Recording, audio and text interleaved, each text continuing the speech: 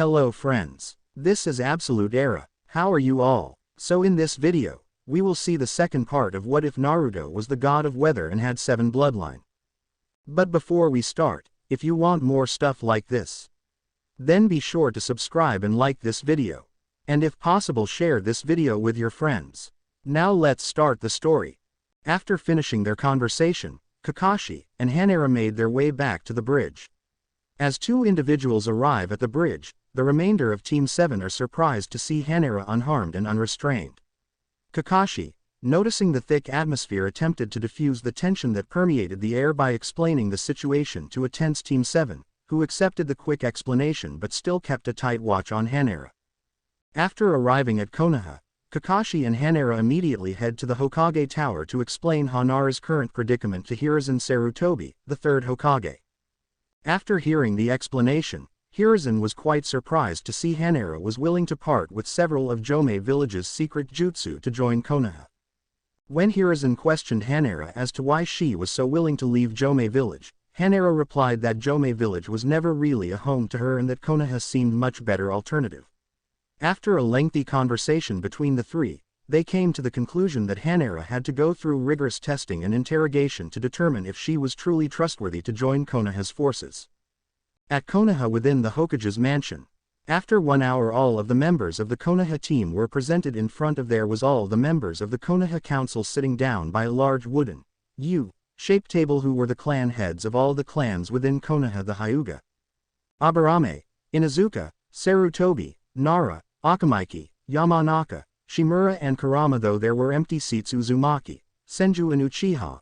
Next was the high-ranking shinobi commanders. Then there were civilians side of the council, which were all the most wealthiest merchants within Konoha, and finally the 3 elders who were all students of the former second Hokage Tobirama Senju, and in the middle of all of them was the third Hokage, Hiyashi Hyuga. He has long brown hair and featureless white eyes like all members of his clan. He normally wears very traditional, loose-fitting robes with a long-sleeved, brown haori. Shibi Aburame, like all members of his clan, has his eyes obscured by dark glasses which feature a single tassel hanging down from one side. He has very spiky short black hair and a mustache. He typically wears a high-collared outfit, while carrying a gourd on his back.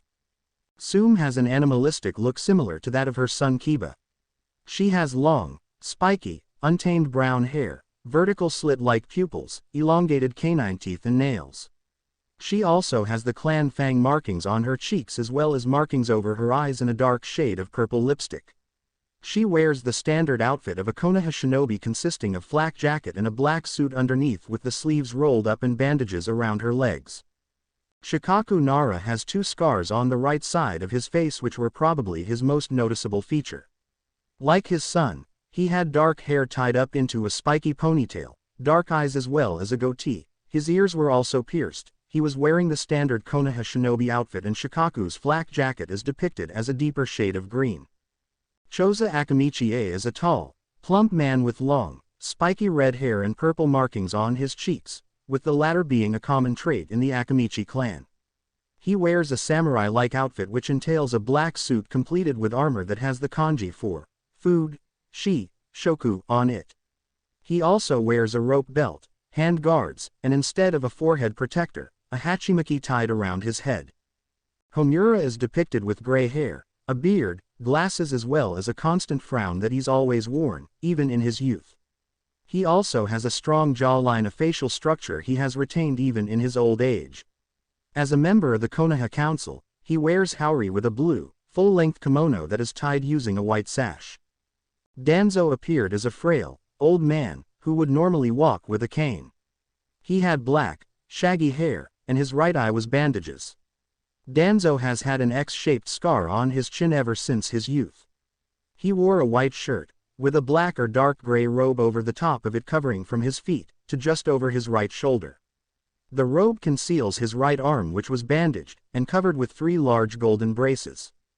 Now then, I have been wondering why exactly you have called this council meeting so suddenly, Hiruzen asked curiously. We call this Hokage-sama because of a recent report about a mission, said Inoichi. I see, and what mission are you wondering about? Hiruzen asked, but he can already guess what they were talking about. It's the Missison involving Team 7 and Land of Waves, said Shikaku. Okay, and what have you been wondering about, said Hiruzen. You know exactly what we've been wondering about, Hiruzen, and I'll ask you directly, is it true that the genin Naruto Uzumaki knows the Flying Thunder Jutsu, the same jutsu that our sensei and second Hokage Tobirama Senju created and Minato Namikaze used during the Third Great Ninja War, as well as Naruto possessing a more advanced version of the chakra mold ability that Kushina Uzumaki had in the ice release bloodline that the Yuki clan have, said Danzo, wanting to know the truth. Hiruzen took a deep breath as he knew what everyone else's reaction will be like. Yes, it is indeed true. Naruto Uzumaki knows the Flying Thunder Jutsu and possess a more advanced version of the chakra mold ability in the Yuki clan bloodline ice release, said Hiruzen, shocking everyone. How's that possible? Minato didn't teach anyone the Flying Thunder Jutsu, so it isn't possible. A more advanced version of the chakra mold ability, I wonder what exactly can he do with it? The ice release bloodline, but how does he possess it whilst he isn't even a member of the Yuki clan as he? The demon is getting too strong. We must do something before it tries to destroy the village again. Hirswen, do you know how exactly does this know the Flying Thunder Jutsu and possess those bloodlines? No, I don't know how exactly Naruto knows that jutsu or possess the ice release bloodline, but as for the chakra mold ability, I believe it somehow evolved within him, perhaps because of the Kyuubi's chakra, said Hiruzen. What exactly can he do with the chakra mold ability now? Shikaku asked curiously. He's able to do not only to do actual damage to someone besides suppress anyone's chakra, and he can form it into anything else besides chains, Hiruzen explained. The ability to not only to suppress anyone else's chakra but also to be able to do damages and create other weapons would be a useful ability to possess, said Shikaku. Indeed it would be, said Inoichi. And then you add the fact that he knows the Flying Thunder Jutsu and possess the ice release bloodline, said Choza. And from what I heard, he's also a very talented genin, said Sum. We must find out how does he know the Flying Thunder Jutsu in first place, said Hiyashi. Indeed, in case anyone who is planning to betray the village gets their hands on it as well and they share it with our enemies, said Shibi. I must try to get the boy into the foundation with the power of the Kyuubi as well as the chakra mold ability, ice release, and him knowing the Flying Thunder Jutsu, he would be a useful weapon for the village in my hands, and I'll make him teach all my other shinobi the Flying Thunder Jutsu as I have been after it for years, thought Danzo. A week later, with Team 7. Ever since their last mission involving the Jome village, Team 7 has only done low-ranking missions again, and now Kakashi stood in front of his 3 genin, finally finishing their mission.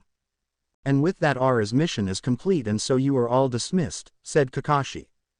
But it's only 10 AM, we can still do another mission, said Naruto. Shut Naruto Baku, I'm tried, so that's it for today, Sakura shouted. We literally have only just done 2 easily missions which were very simple missions and you're tried already, you really need to train some more, said Naruto. Shut Naruto Baku, I can't train too much or I'll get too muscular and Sasuke won't like me, Sakura shouted. 2 things, 1, you need at least train to be able to say that you can't train too much, and secondly, there are plenty of kunoichi who train but instead of becoming muscular they got a great body from doing it, Naruto said, surprising Kakashi. Wait, so he does checks out kunoichis, thought Kakashi. All these missions we've been doing have been nothing more than simply chores. I demand a better mission, Sasuke said proudly. How's am I going get even stronger besides training, thought Sasuke. Yes, Sasuke-kun is right, he deserves a superior mission, Sakura shouted. There isn't any better mission you can do anyways, that is it, we'll meet up here tomorrow morning, Kakashi said before walking away, leaving his students on their own. Maybe now cause we're finishing early, Sasuke and I can hang out together and he would see how perfect we are for each other, thought Sakura. You heard him, Sasuke-kun, so how about today just the 2 of us? Before Sakura could finish, she was interrupted by Sasuke. I'm going home, Sasuke said as he started to walk back to the Uchiha clan compound. There is one mission, Naruto said to himself, but was overheard by Sasuke and Sakura. What are you talking about? Sasuke asked curiously. There is one mission that if we succeed it will come with a great reward, said Naruto. Like what? Sasuke asked, getting even more curious. To see what Kakashi-sensei face really looks like under that mask, said Naruto. I hate to admit it, but he does got a point. I wouldn't mind seeing what he actually looks like, thought Sasuke. There's no way you will be able to get Kakashi-sensei's mask off, right, Sasuke-kun, said Sakura. I wouldn't mind seeing what Kakashi really looks like, said Sasuke. I couldn't agree more, said Sakura, changing what she said a second ago. What a total fangirl, thought Naruto. But how do we find out what he really looks like? Sakura asked curiously. Just a man with brown hair, gray eyes, purple marks around his eyes that go down his cheeks. He was wearing a green trench coat, a light brown scarf wrap around his neck, and had a bag on whilst holding a camera. The photo submitted to the Hokage for the ninja registration form should be one of him without a mask on, but it's an extremely classified top secret document. Accessing it would be no easy task, said the man. Who are you? Sasuke asked curiously. I'm Sukeya, a photographer. I travel to the east and west looking for scoops, and I have been searching around for a scoop and I happened to overheard an interesting conversation, said Sukeya. However, Naruto knew who he really was. Despite the disguise, there was one thing that the person couldn't disguise, and that was their chakra signature, and this person in front of them was none other than Kakashi, and Naruto used his Sharingan to see if Kakashi's disguise was transformation or just was a get-up, and Naruto found out that it was a get-up, meaning that it was Kakashi's actual face. So that what he looks like under his mask, thought Naruto.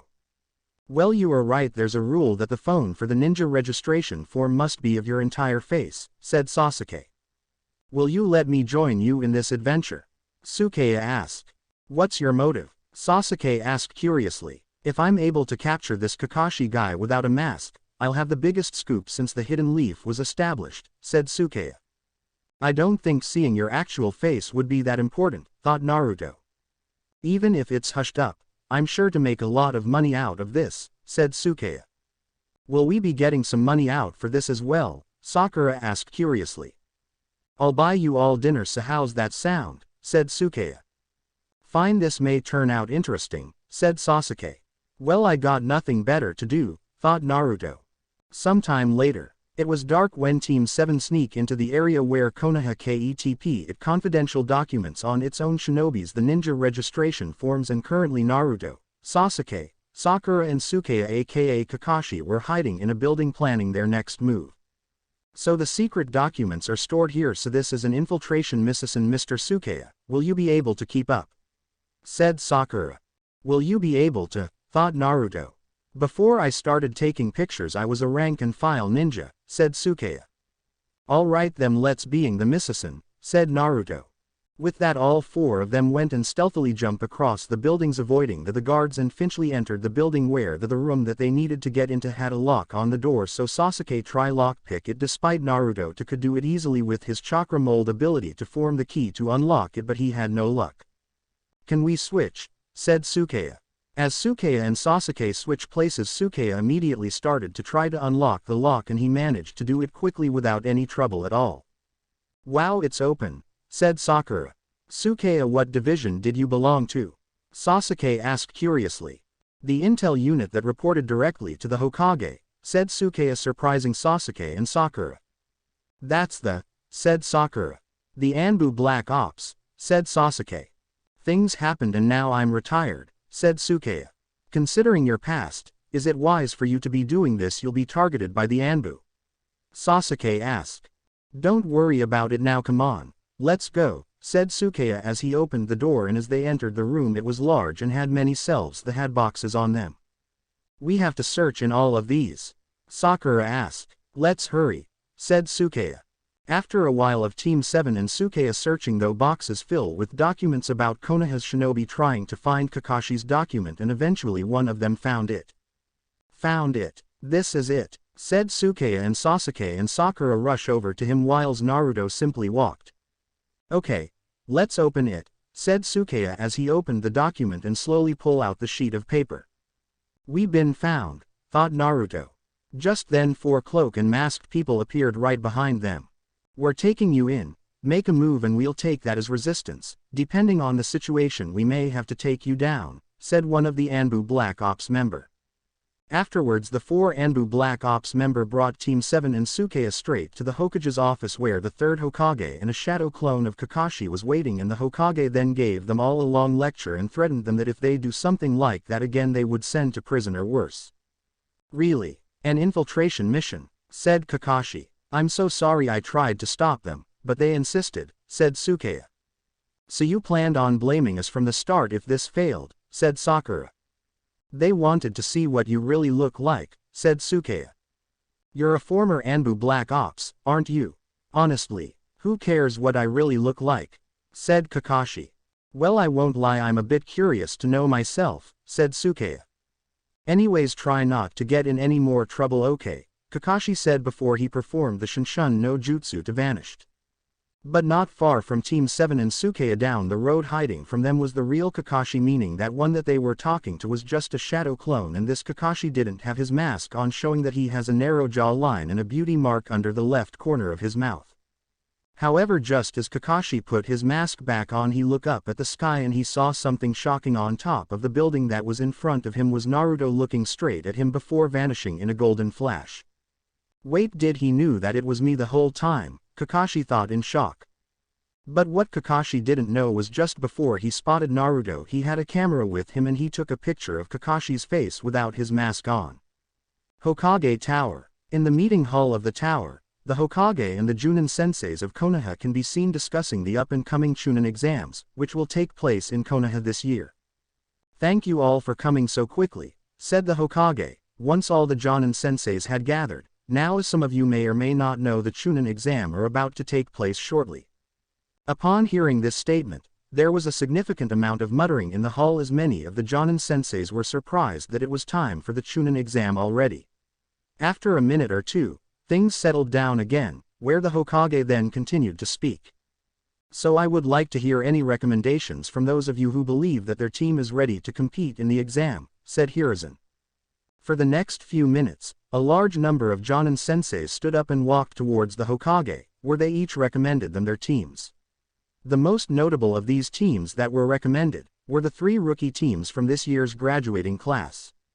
Naturally, after hearing that the other rookies were entering the exam, many of the Chunin senseis began to talk amongst themselves about how Chunin exams were going to go this year, especially with the Uchiha heir and the prodigy from the Hyuga clan. As the Chunin senseis talked amongst themselves, Iruka decided to voice his concerns about Naruto and the other rookie teams entering the Chunin exam. Excuse me, Hokage-sama, but are you sure that it is wise to have 3 rookie Chunin teams, who only just graduated from the academy less than 6 months ago? Questioned Iruka.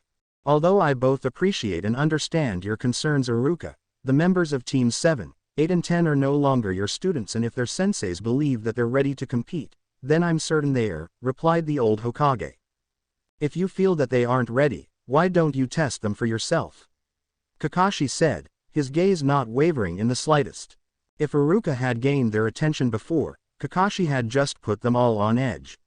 There was no protest for the Chunin exams before, just the Chunin sensei's approval and a minimum required mission count of 8. They had heard people object to the Chunin's decisions before, but they had never seen a Chunin push back. Hushed whispers carried through the room, most being bets of who would likely win the debate. Iruka paled slightly but was intrigued by Kakashi's challenge. What exactly do you mean by that? Kakashi grimaced, but he explained what he was thinking without hesitation. It's pretty straightforward. You think up a test of a shinobi skill that you remember them either excelling or failing at that. If they pass, then you will allow them to continue to the Chunin exams. If they fail your test, then they won't be allowed to enter. The murmuring increased, most them now thoroughly confused. Iruka, however, understood what Kakashi proposed. I see. So you want me to prove that they are ready to take the exams? He scowled as he looked at Kakashi. What if I give them a test that I know that they'll fail at? Kakashi sighed. Then I guess they'll get pushed to their limits, which is what they need to understand if they want to survive in the shinobi world. Iruka scowled again. He already knew he was going to accept and had already made a plan of action. He figured out that while Sakura was the weakest link on the Team 7, Naruto was the wild card. They would need him if they truly wanted to survive the second test. Since he knew Naruto could take on a Chunin with brute strength, he was going to test Naruto where he lacked most strength, his mind. Poor Iruka didn't know what he was getting into. "Alright Kakashi, I accept." Iruka ignored the other Chunins as they whispered. He stared at Kakashi, whose expression hadn't changed since they began talking or more likely arguing. Kakashi felt his team needed the exam. The pain and real-life experience would help them to grow while humbling them. The way they were now, should that not be severely beaten out of them, they'd die, well except Naruto. He also figured that a smaller test wouldn't hurt their chances, especially it was their former sensei. What could go wrong, right? He thought, other than Iruka chooses Naruto for the test subject. Later with Naruto. Naruto was currently eating bread that he baked from the new oven he installed in his kitchen. As he continued walking, Naruto noticed a suspicious-looking rock. He knew the rock most definitely fake because rocks can't move and aren't made of cardboard. He sighed, knowing who it was, so after eating the last piece of bread, he vanished and left a shadow clone in his place. The clone continued to walk, followed by the fake rock. The real Naruto landed behind the rock and pulled out the disguise. He almost laughed when the three children under the rock disguise didn't realize that as they continued to follow his clone. Only after the blonde intentionally coughed to catch their attention and a breeze blew their hairs, they turned to see the rock costume on the hand of the very one they were currently stalking. Their eyes bugged out, frantically searching for their disguise, and looked embarrassed at being caught. They turned back to see another Naruto. Confused, they glanced back and forth between them. The clone went out with a poof. "Ha ha ha, boss, long time no sees." Konohamaru scratched his head nervously, knowing he was caught. "So who are these two?" Naruto asked, pointing at the two unknown children with Konohamaru. "I am the genius Udon," said the boy known as Udon. He had short brown hair and dark eyes. He had big circular glasses and wore a simple blue shirt which zipped up the middle, a pair of brown pants and sandals. "I am the beautiful Moegi," said the girl known as Moegi. She has orange hair tied up, with red elastics, into two very large pigtails. She wears a red tank top over a pink t-shirt layered at the bottom. Her pants are gray and she wears the traditional ninja sandals. "And we're the Konohamaru Corps," the three children said in union. And why are you three following me?" Naruto asked, annoyed. "I told them about how incredibly strong you were and your help training me to become the next Hokage, so they wanted to meet you," said Konohamaru. "Yeah, that's right," Udon and Moegi said together. "I haven't taught him anything," thought Naruto. "Anyways, we gotta go. Bye," all three said at the same time. The three children turned and ran, only to bump into someone who suddenly appeared out of nowhere. "Hey, what's the big deal? Watch out where you're going." The grandson of the third Hokage took steps back when he noticed the hidden stone village forehead protector placed on the masked ninja's forehead.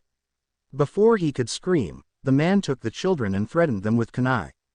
The kids looked horrified. How easy it is to slip into this village unnoticed.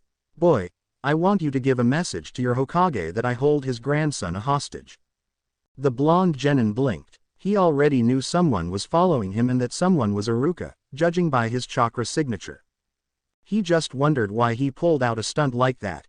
He didn't know why Iruka disguised himself as a stone nin. There was no way he was a spy. He didn't have the guts. He was also acting horribly. If he wanted a hostage, he should have waited until Naruto was gone, not announcing his presence to him. He should have gone outside the leaf before sending a note to Hokage himself. That was a stupid thing to do. He was wondering if today was April's Fool Day, but it wasn't even April yet unless there was something wrong with his calendar. Not wanting to deal with whatever weirdness Iruka determined to pull, Naruto only stared at him as if he had lost his mind. "Intruder!" he shouted loudly, amplifying his voice using chakra.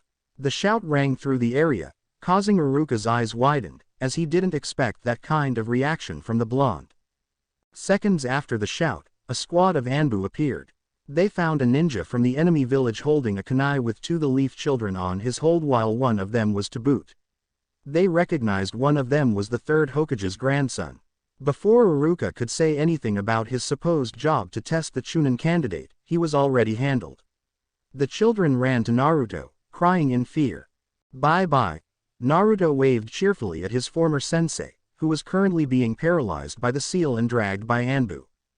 Inside Hokage office, all older ninja and Hokage watched whole scene from Hokage's crystal ball and they sweat dropped at Iruka's condition. Hiruzen looked at Team 7, Team 8, and Team 10's, Sensei. You can tell your students that they all are entering in the Chunin exam, he said. They all nodded and disappeared with via the body flicker jutsu. Hiruzen looked back to the crystal ball. Okay, he didn't predict that kind of result. He had expected some fight, but this was beyond his imagination. Please, someone go Anbu headquarters and tell them, Iruka is innocent. It was just a test, he said to remaining ninjas in the office. A couple of days later.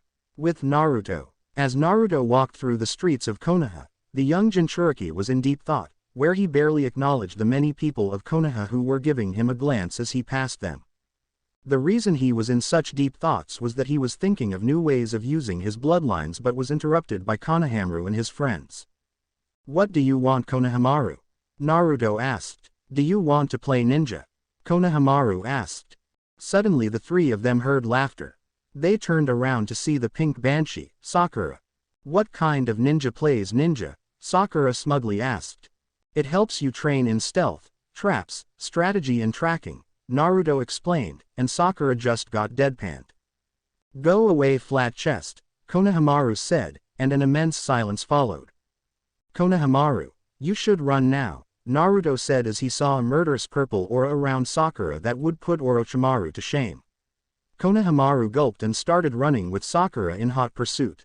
Naruto just laughed as they watched Sakura chase Konohamaru.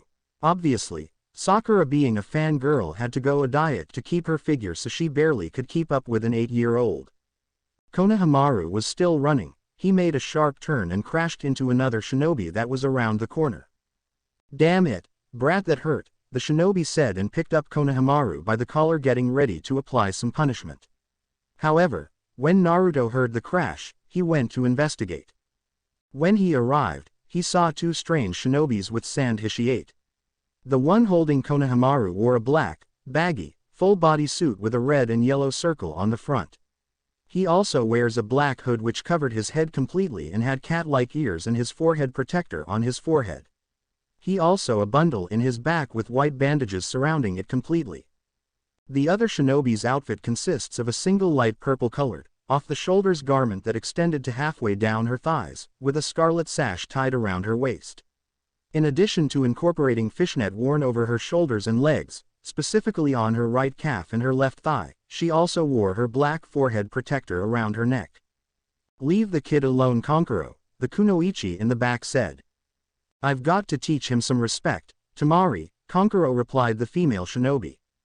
Fine, but if you get in trouble I'm not helping, Tamari replied, and Kankuro nodded getting ready to smash his fist into Konohamaru. Sakura just watched scared of them until both Naruto and Hinata arrived at the scene. Hey clown, put Konohamaru down, Naruto said. Who are you calling clown? Kankuro asked. HHHMMM, he's not bad looking, Tamari thought while looking at Naruto. You obviously. You're wearing a full-body cat suit with makeup, Naruto replied, which caused Tamari to laugh a bit. It's not makeup, it's war paint, Kankuro said getting pissed off by this leaf nobody and with his sister laughing. Whatever you say, just put the brat down right now, Naruto said getting ready to spring into action if need be. No, I'm currently teaching him some manners, Kankuro said as he made a fist and prepared to punch Konohamaru. Seeing this, Naruto was about to make his move, but before he could, he suddenly saw a small pebble fly through the air out of the corner of his eye and hit Kankuro's wrist. After being hit, Kankuro almost immediately dropped Konohamaru, as he held his wrist in pain from being hit so suddenly and hard. When everyone looked to where the pebble came from, they saw Sasuke sitting up on the thick branch of a nearby tree. You're a long way from home and way out of your league, said Sasuke as he stared at Kankuro, who looked pissed at Sasuke stopping him.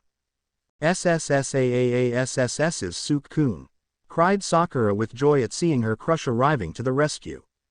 Even Naruto was slightly pleased with Sasuke's arrival. Thanks to him, Konohamaru, who was now standing behind Naruto, was able to get away from Kankuro. I hate to admit, but nice going there, Sasuke, thought the blonde boy, as he glanced at his part-time teammate. Well, another local hottie, it seems Konoha has quite a few cute boys in it. Thought Temari as she glances at Sasuke. Tisk, another punk to piss me off, muttered Kankuro as he held his wrist and glared at the young Uchiha. I suggest that you get lost, spoke Sasuke with a cold stare, where he then crushed the small pebble that he was holding in his hand. SSS Su CCCCOOOOOLLLLLL, tried both Sakura and Moegi, with heart-shaped eyes. Ignoring the girls ogling at Sasuke, Naruto stared at the two siblings. For once I agree with the Uchiha over there, so get lost. Tisk, punks like you two tick me off, you're all talk and have nothing to back it up with, that's why the shinobi of this village are so weak, said Kankuro with a sneer. Is that so? Spoke Naruto, gaining everyone's attention, because if that's the case, then what does that make you lot, as everyone knows that out of all the 5 great shinobi nations, Suna is the weakest. Although if you ask me, that's giving you lot too much credit, since if the shinobis of Suna have taken up bullying little kids to make themselves feel big, then they aren't worth even being called third-rate shinobis.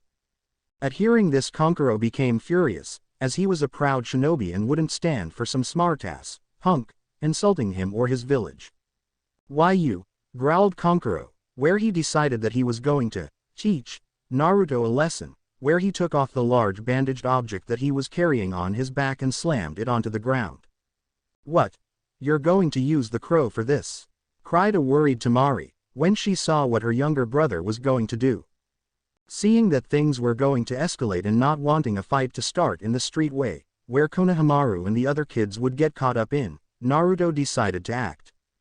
Doing some quick one-handed hand seals, without anyone noticing, as they were too busy staring at Kankuro and the object he took off his back, Naruto quickly prepared to end the battle before it could begin. After finishing the hand seals, his fingerless gloves and his boots began to glow a soft white, telling Naruto that the seals on them were deactivated. These seals, which were on his gloves and his boots, were put on by Naruto to help with his training. These seals were for a special jutsu called the sealing technique, 4 limbs weighting seal, which increased the weight of the objects exponentially, weighing down the target's limbs. These seals were placed on prayer beads, which would be wrapped around the user's ankles and wrists, but Naruto had improved on this technique, where he could put the seals on articles of clothing.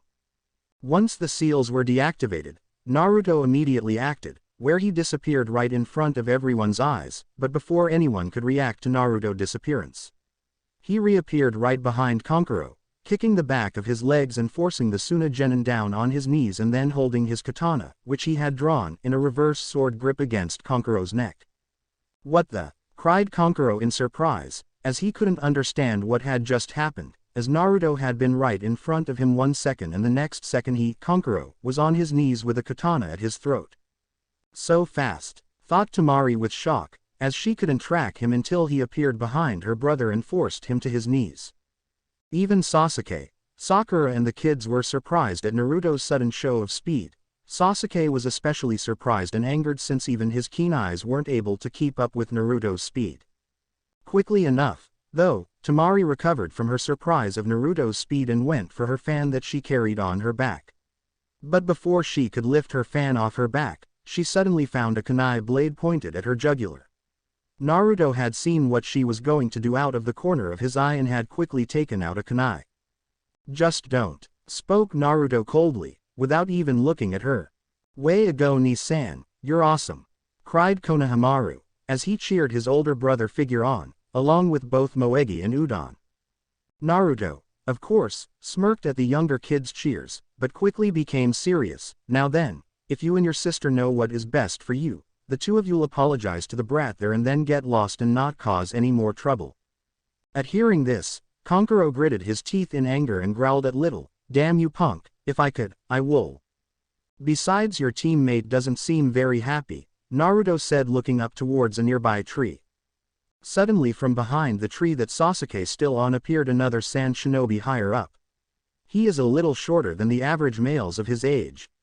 He has fair skin and short, spiky, auburn hair which was sometimes depicted as red. He has green eyes and no distinctive pupils, or eyebrows either. He has 2 very notable traits in his appearance. Firstly, he has tanuki-like black eye rings. He had the kanji for love on the left side of his forehead. Sasuke was especially surprised and shocked that he couldn't sense the boy as he had his shinobi senses on high alert. How did he get there? He never made a sound, without any of us besides Naruto hearing him. Only Jonin at Kakashi's level are that smooth, thought Sasuke with a calculating looking. Naruto, you can feel it, right? Said the Kyuubi. Yeah, there's no mistaking it, Naruto said within his mind to the Kyuubi. Naruto chuckled. I never thought that I'd find another Jinchuriki in all places. He looked at Gaara. Perhaps this exam won't be such a waste of time after all. Jinchuriki, others from Konoha thought, not knowing what it meant. Who are you? Gaara's eyes narrowed. How does he know that? He dismissed others as his eyes focused on the blonde boy. The name's Sasuke of the famous Uchiha clan, Sasuke said proudly. Not you. Him, Gaara said pointing at Naruto. Naruto Uzumaki. Naruto made a mocking bow. Nice to meet you too, Tanuki. He whispered the last one, so only Gaara could hear it. Much to his siblings' surprise, Gaara's usually blank eyes were widened in shock as he watched Naruto chuckle before he disappeared in a golden flash. Cool, all children thought. Who was he? Kankuro cried out in disbelief. That's one question we're also trying to figure out. The pink-haired girl shrugged before she walked away from her spot, not minding the three sand ninjas being in the leaf because she already knew about the upcoming Chunin exams.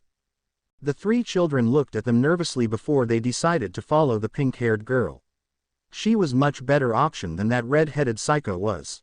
Later, Team 7 was scattered around their meeting bridge awaiting their sensei who had been broken his own record for being late. Sakura was trying to talk with Sasuke who was purposely ignoring her while Naruto was sitting quietly meditating. The pink-haired girl's one-sided conversation instantly ended when she heard a poof of smoke. For what could have been the 1000th times, Sakura screamed, almost shattering her crush's eardrums. You're late. While Sasuke was rubbing his ear trying to get hearing back, Kakashi made one of his usual excuses. They all noticed Naruto hadn't moved from his spot. Sakura went up to him and screamed straight at him that Kakashi has finally arrived, but when she didn't get any reaction from him, she poked him. Naruto opened his eyes and took earplugs out of his ears. Did you say something, Haruno? Sakura's face turned a bit red. She stomped off. Sasuke was wondering where he could buy a pair of earplugs for himself. Kakashi jumped down. This is sudden, but I've nominated you guys for the Chunin selection exams. Here are your applications. He handed each of them a form. Though this is just a nomination. Whether to take the exam is up to each of you. Those who wish to take it should sign these papers and turn them in at room 301 by 4 p.m. 3 days later. That is all. He proofed away again, leaving the still fuming Sakura who was screaming about having to wait all that time for a piece of paper. Maybe the Chunin exams will be interesting specifically with another Jinchuriki here, thought Naruto. After meeting up with Team 7 outside the Konoha Academy, Naruto and the rest of Team 7 entered the building and headed for the room where the exam would be held. As they walked up the flight of stairs to the floor where the exam was going to be held, they saw a large crowd gathered outside the room on the second floor, where the exam was said to be held. As they got closer they saw a boy in a green outfit being pushed back by two tall-looking genin, who were blocking the way into the room. You're actually trying to take the Chunin exam at your level, mocked one of the genin. You kids should quiet while you still can, as you won't last in this exam, said the other genin. Please just let us through, said the girl as she helped her teammate back up and then tried to walk though, only to be pushed back by one of the two boys. Hey there, no need to do that, spoke another genin in the waiting crowd.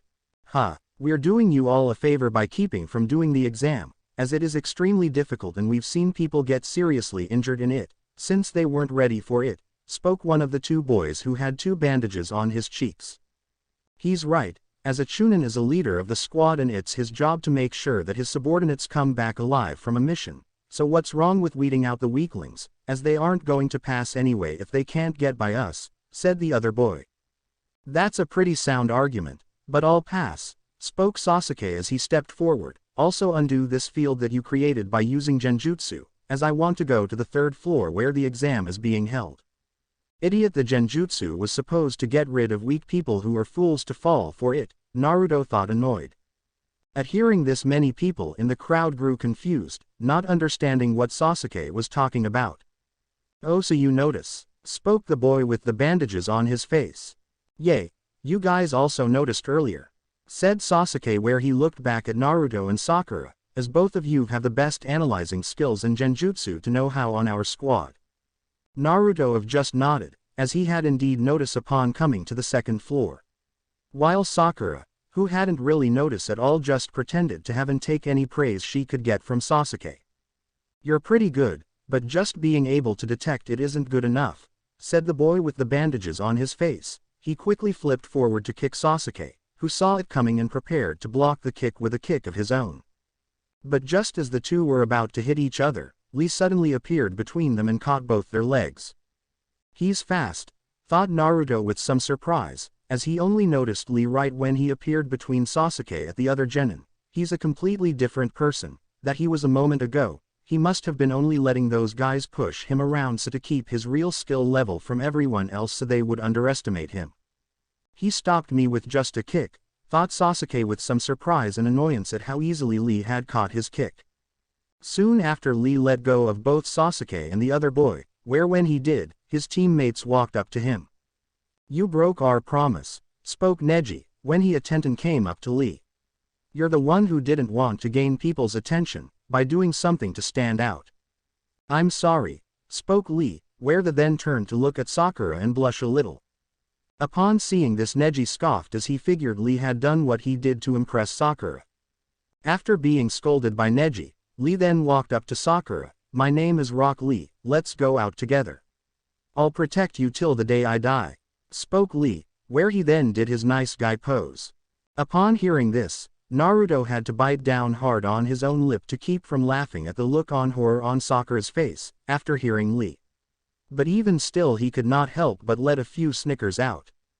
"I guess it's true, there really is always someone out there for someone else," thought the young blonde with a slight chuckle.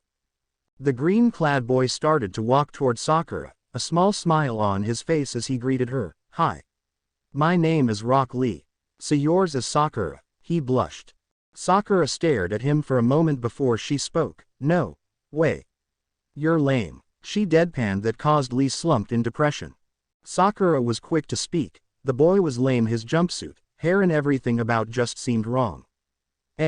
No," she said. "I belong to Sasuke-kun," she thought to herself. Sasuke seemed disappointed at her answer. He had hoped that the girl would accept Lee's proposition and leave him the heck alone, but seems that it was not to be. Lee seemed disappointed at the rejected and brightened up slightly. He looked straight at Naruto's eyes. "You are Uzumaki Naruto, correct?" Naruto nodded. "Guy-sensei told me that you are the best taijutsu user out of all the genins from this year. He said, fight with me, I would like to see if you really are good. I'm a taijutsu specialist, if I want to be the best I must beat what is considered the best. Look, normally I would accept, but we're in the middle of exams, so the answer is no," said Naruto. When it sank in his head, Lee took a taijutsu stance. "I'm afraid I must insist," he said. Naruto knew the boy was not going to take no for an answer. He really hated being dragged into a fight he did not wish to take part in. He looked at Lee for a second, then disappeared in a burst of speed.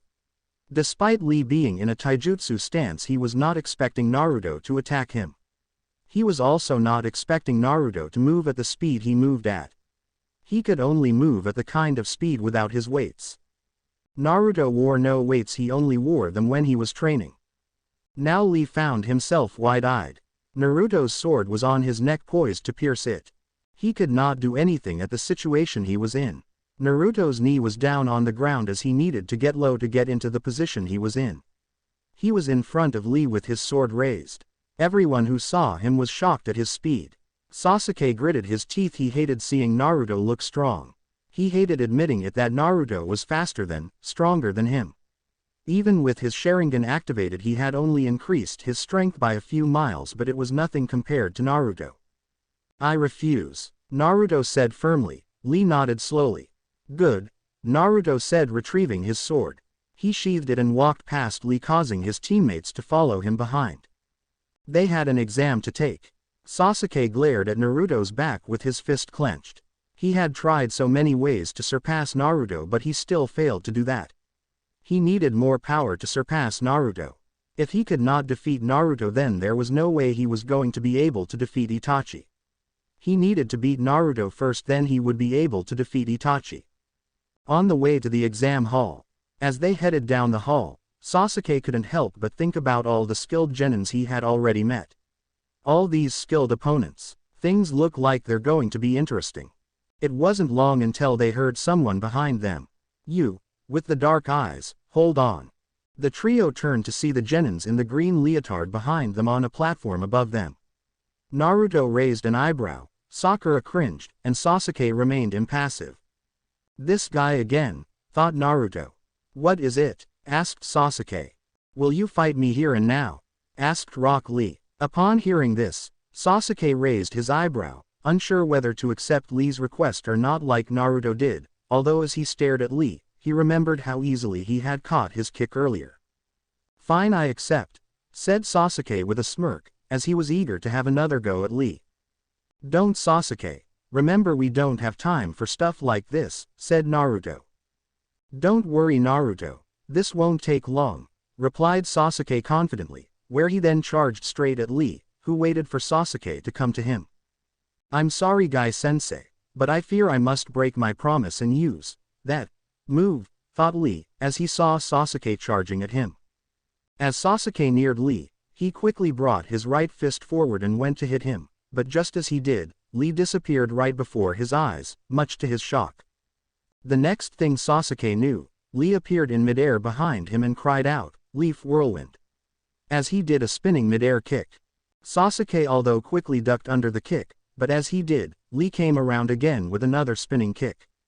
Knowing he couldn't avoid the second kick, Sasuke quickly brought up his right arm to block it, but somehow Lee was able to pass through Sasuke's guard and hit Sasuke dead on the side of the face, sending him flying. Naturally, Sakura were surprised by this, as she had seen Sasuke bring his guard up. "Whoever this Rock Lee guy is, he's good in taijutsu," thought Naruto, as he could tell how Lee did it. "What the hell was that? Did he use some kind of ninjutsu or genjutsu to get by my guard?" thought Sasuke. He slowly picked himself up. "Impressive. Even after I delivered a direct hit, he is still able to stand up, but I expected this nonetheless," thought Lee as he watched Sasuke pick himself up. "HMPH. I guess this is as good a time as any other to use to my things," stated Sasuke, where he then channeled chakra to his eyes and activated his Sharingan. "The Sharingan," thought Sakura when she saw Sasuke's eyes. "So those are the famed Sharingan I've heard all about," thought Lee as he got ready, as he knew what to do next. Yes, Sasuke-kun can definitely win now, as with the Sharingan he can see through whatever technique that bushy eyebrow guy is using, just like Kakashi-sensei, thought Sakura. "You're really amazing, Sasuke-kun. Now I will know all of your secrets," thought Sasuke as he readied his eyes and charged at Lee again. But just as he neared Lee, the bushy eyebrow boy disappeared right before his eyes again.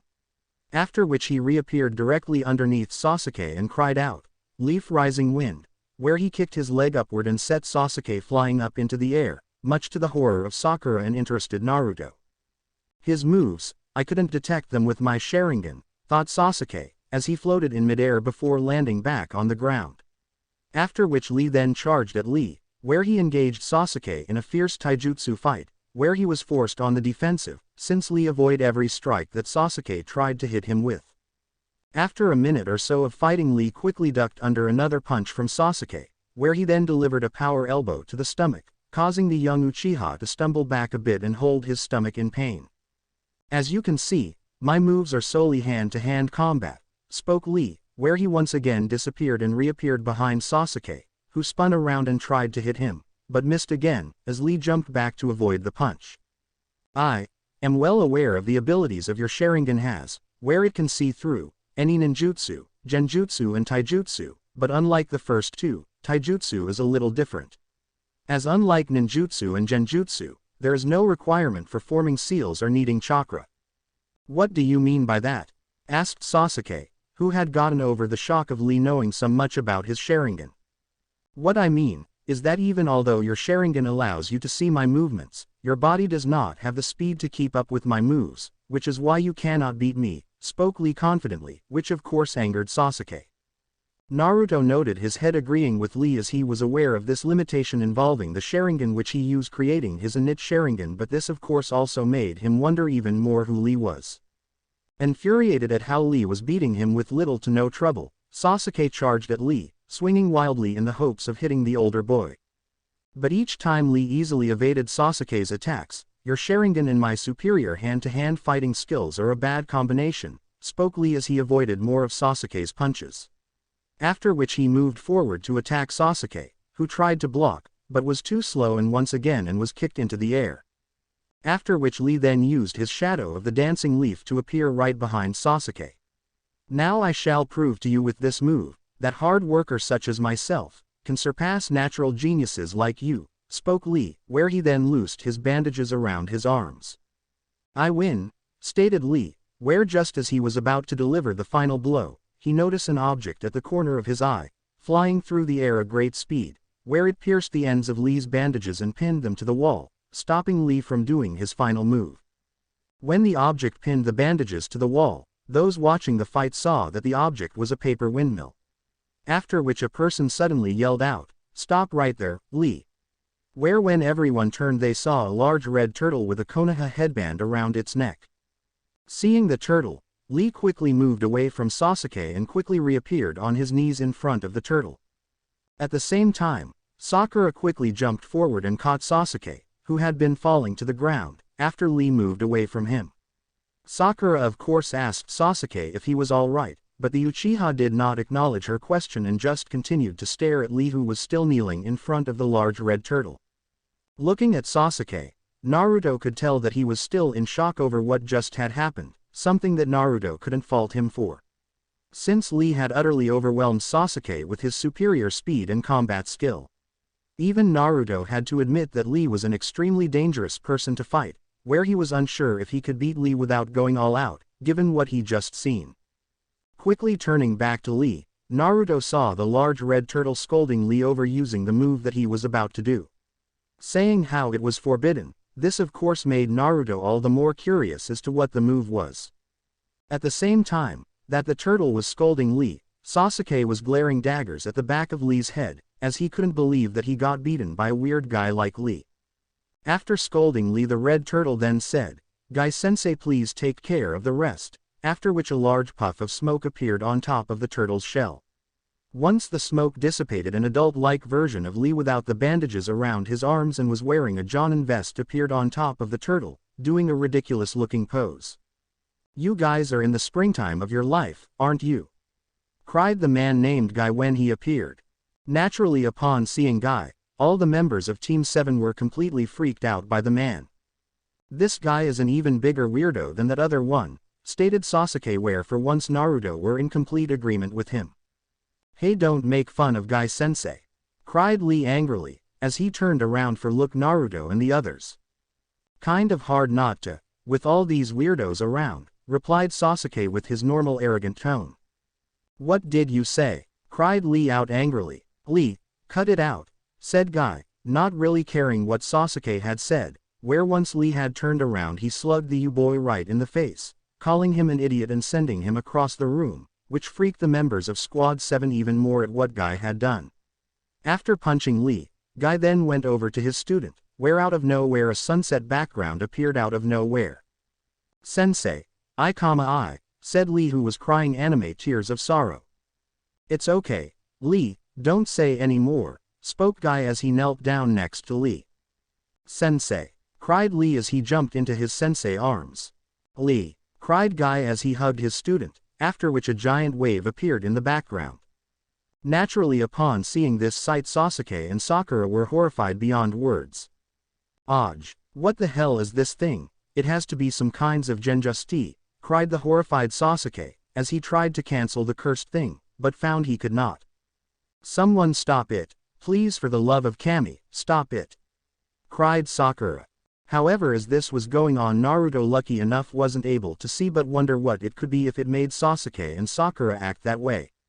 "Yes, this is youth," spoke a crying Guy as he continued to hug Lee, which made Naruto begin to wonder if this was crossing student-sensei relationship.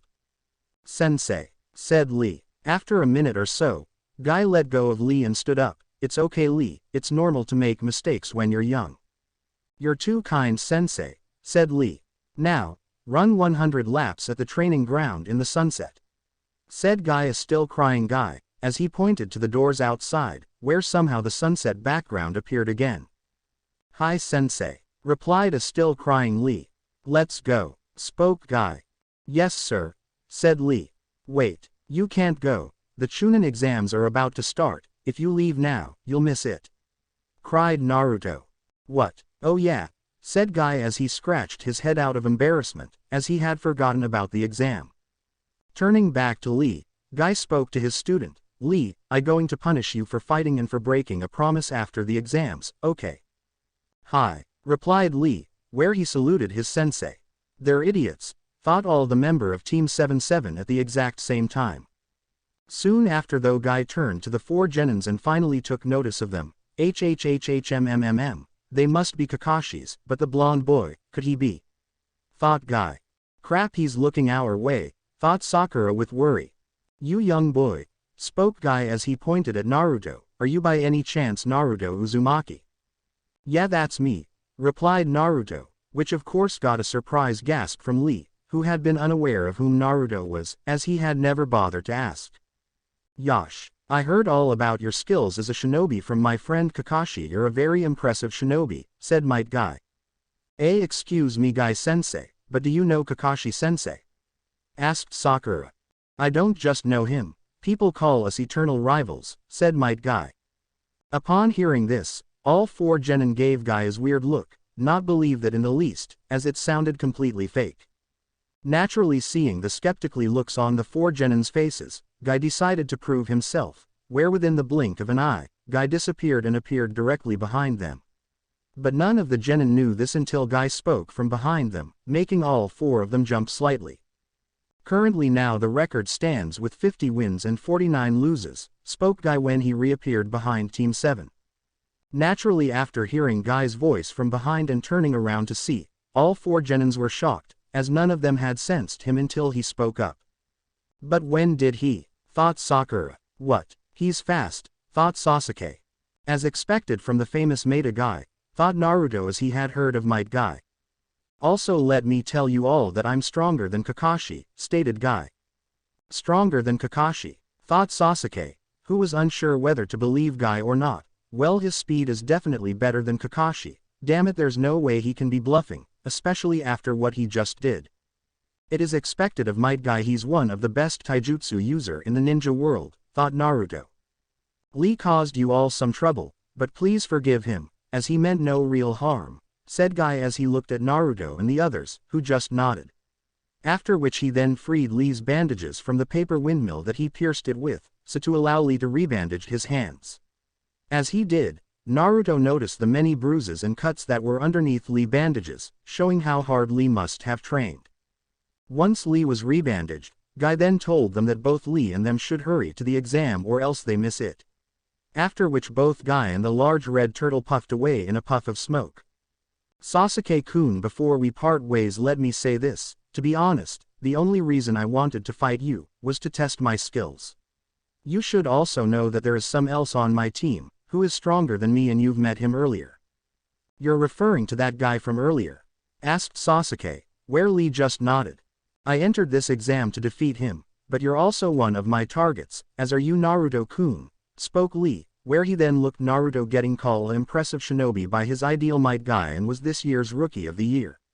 Naruto just nodded, while Sasuke narrowed his eyes and gritted his teeth in anger, as his defeat at Lee's hands was still fresh on his mind. I suggest that you both prepare yourselves for the exam, finished Lee before he jumped away and ran to where his teammates would be waiting for him. Well, I guess that the Uchiha clan isn't all that great after all, said Naruto. Naruto, why you? Cried Sakura angrily, where she was about to try and hit Naruto for his remark, but before she could, Sasuke suddenly spoke up. Shut up, the next time I face him, I'll slaughter him. If you believe that, then I can assure you will he beat you into the ground, worse than he did a few minutes ago, spoke Naruto, which of course infuriated Sasuke even more. Naruto, how dare you say that to Sasuke? Cried Sakura, as she couldn't believe how dare Naruto putting Sasuke down. It's the truth, as I saw his hands, before he rebandaged them, they were covered in bruises and cuts from training, many of which were old ones by the look of them. This revelation of course surprised both Sasuke and Sakura, as neither of them had paid attention to Lee's hands. Given that, this Lee guy has clearly been training more than you, and a lot more intensely, probably every single day to have all those injuries, it's that simple, stated Naruto. At first, Sasuke did not take what Naruto had to say well, but soon realized that Naruto was right, after which he just smirked. Well, that's just fine, as this just makes things more interesting. Naruto of course just smirked back, as he knew that his lose to Lee had made Sasuke all the more determined to do well in the Chunin exam. After a few minutes Naruto and the other final made it to the room where the Chunin exam was happening. But as they neared the doorway, they saw Kakashi waiting for them at the doorway. "Also you all came, that's good, now you can all do the exam," said Kakashi. "What do you mean by that, Kakashi-sensei?" asked Sakura, not understanding what Kakashi meant. In the exam room, when Team 7 entered the exam room, every single Genin's turned toward them and began glaring at them. Many of the Genin's teams, who were older than they were by several years, began leaking killing intent at the trio. Sakura paled and began to shake, having not had much experience with killing intent other than Zabuza at the battle on the bridge. Sasuke looked a tad nervous, but soon regained his Uchiha bravado. Naruto ignored their weak killing intent, and sent away his own, the Kyuubi killing intent toward them. He smirked when several Genins began to look away in fear. Just the trio were about to find a place to sit. A loud squeal erupted behind them. "Sasuke-kun, I missed you so much." Ino jumped on top of Sasuke, wrapping her arms around his neck and her legs around his waist. "Did you miss me too?" Several tick marks appeared on Sakura's forehead. "Get the hell off him, Ino pig," she shouted. "Troublesome women," Shikamaru muttered. "Don't tell me that you guys are also going to take this troublesome exam, too?" asked an annoyed Shikamaru, as he and Choji walked up to Naruto and the others. "Hey Shikamaru, hey Choji, you guys are all doing the exam as well," greeted Naruto when he saw the two boys, who both greeted Naruto in response and acknowledged that they were indeed doing the exam. "Hussa, you guys are all doing the exam as well," spoke a new voice, where when everyone looked they saw Kiba, Shino and Hinata walking towards them. Upon seeing Naruto it made you young girl blush bright red and stutter out and try to nervous hello to him because she secretly had a crush on Naruto, while doing the thing she does with her fingers. "Are you doing the exam as well?" asked Shikamaru in his usual bored tone. "The rookie 9 of the Hidden Leaf," Kiba said excitedly, explaining himself quickly at seeing the confused looks. "The first times in years since rookies have attended the Chunin exams and we are the ones to do it. Hoo boy, this is going one hell of a showdown." Hinata put a hand on his shoulder to calm him down. "You sure seem confident, Kiba," Sasuke said. He had finally divested Ino from his back. Kiba scoffed. "We did a lot of training. We won't lose to the likes of you," he said with bursting confidence. Naruto knew he was just hiding his nervousness. He turned from the group, casting a glance at an approaching gray-haired Genin the Leaf. The guy had small black eyes with round circular glasses on his nose. He wore a dark purple shirt with a white undershirt and a white obi around his waist worn at a slight angle. He also wore dark purple pants with a shuriken holster on his left hip. "All of you be quiet." The silver-haired Genin stepped closer to the group, drawing everyone else's attention. "You guys are rookies just from the academy, right?"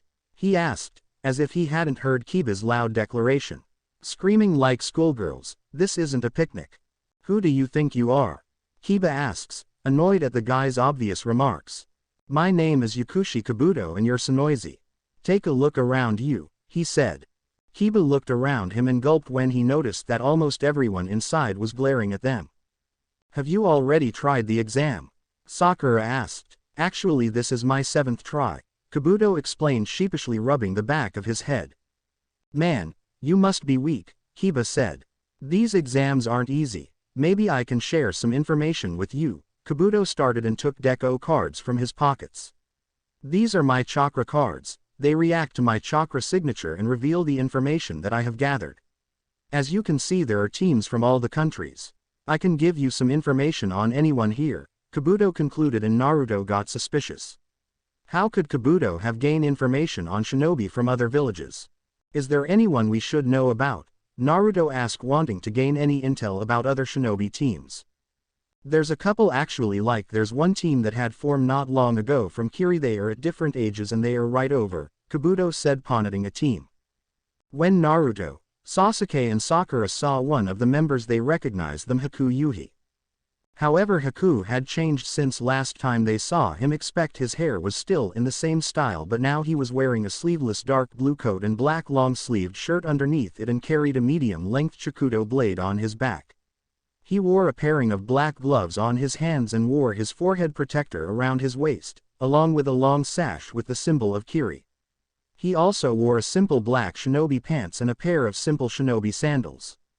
She had long green hair and yellow eyes. She wore simple sandals and knee pads along with a short skirt, which just stopped below her hips. She also wore a loose shoulderless top, with a fishnet shirt underneath it, and had a long black scarf around her neck, which fell down to her lower back. On her arms she also wore a pair of armbands, elbow pads and fingerless gloves. He had short tufty blue hair, and dark eyes. He wore square, black-rimmed glasses connected to what appear to be headphones, a blue pin-striped shirt and camouflage-patterned pants. Also, he wore his forehead protector on the front of his holster, which he uses to carry Haramakare. The sword itself is wrapped in bandages, leaving only the double hilt visible. He also has shuriken holsters strapped onto each of his legs. Their sensei was a rogue shinobi of Kiri but has returned. He's Zabuza Momochi, the demon of the mist, and is a member of the Seven Swordmen, said Kabuto. So Zabuza rejoined Kurigakure with Haku, thought Naruto. There is Haku of the Yuki clan, Chojuro and Sukune of the Uzuhashi clan, said Kabuto. Next up is a team from Iwagakure who are the same age as you and they are over there, Kabuto said, pointing at another team.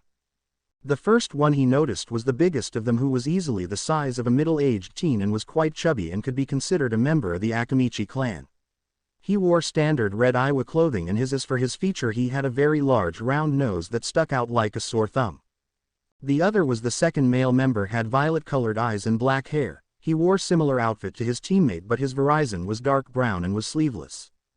The last member and only female had dark hair that stopped a little below her chin and dark eyes. She wore something similar to her teammates, but her left leg instead of a red pants leg was instead a mesh coat.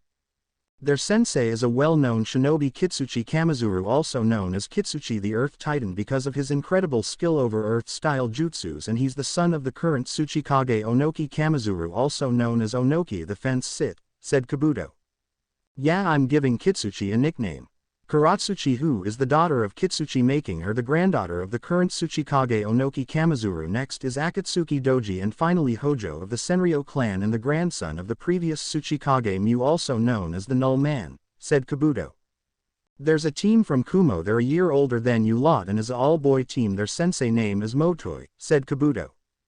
The first member was a boy who AHD dark-skinned man with a slightly bulbous nose, black eyes that look bored, and shaggy white hair which covers his left eye.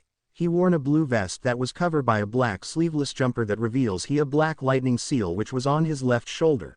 He had a dark blue forehead protector around his right arm, black fingerless gloves, gray pants, black boots. He carries a broad, foldable, cleaver-like sword, strapped to his back. He had a black forehead protector around his head. He wore a blue shirt that had long sleeves which he had rolled up above his wrists but still under his elbows, light gray trousers and dark blue shoes. He also had a small holder strapped to his waist.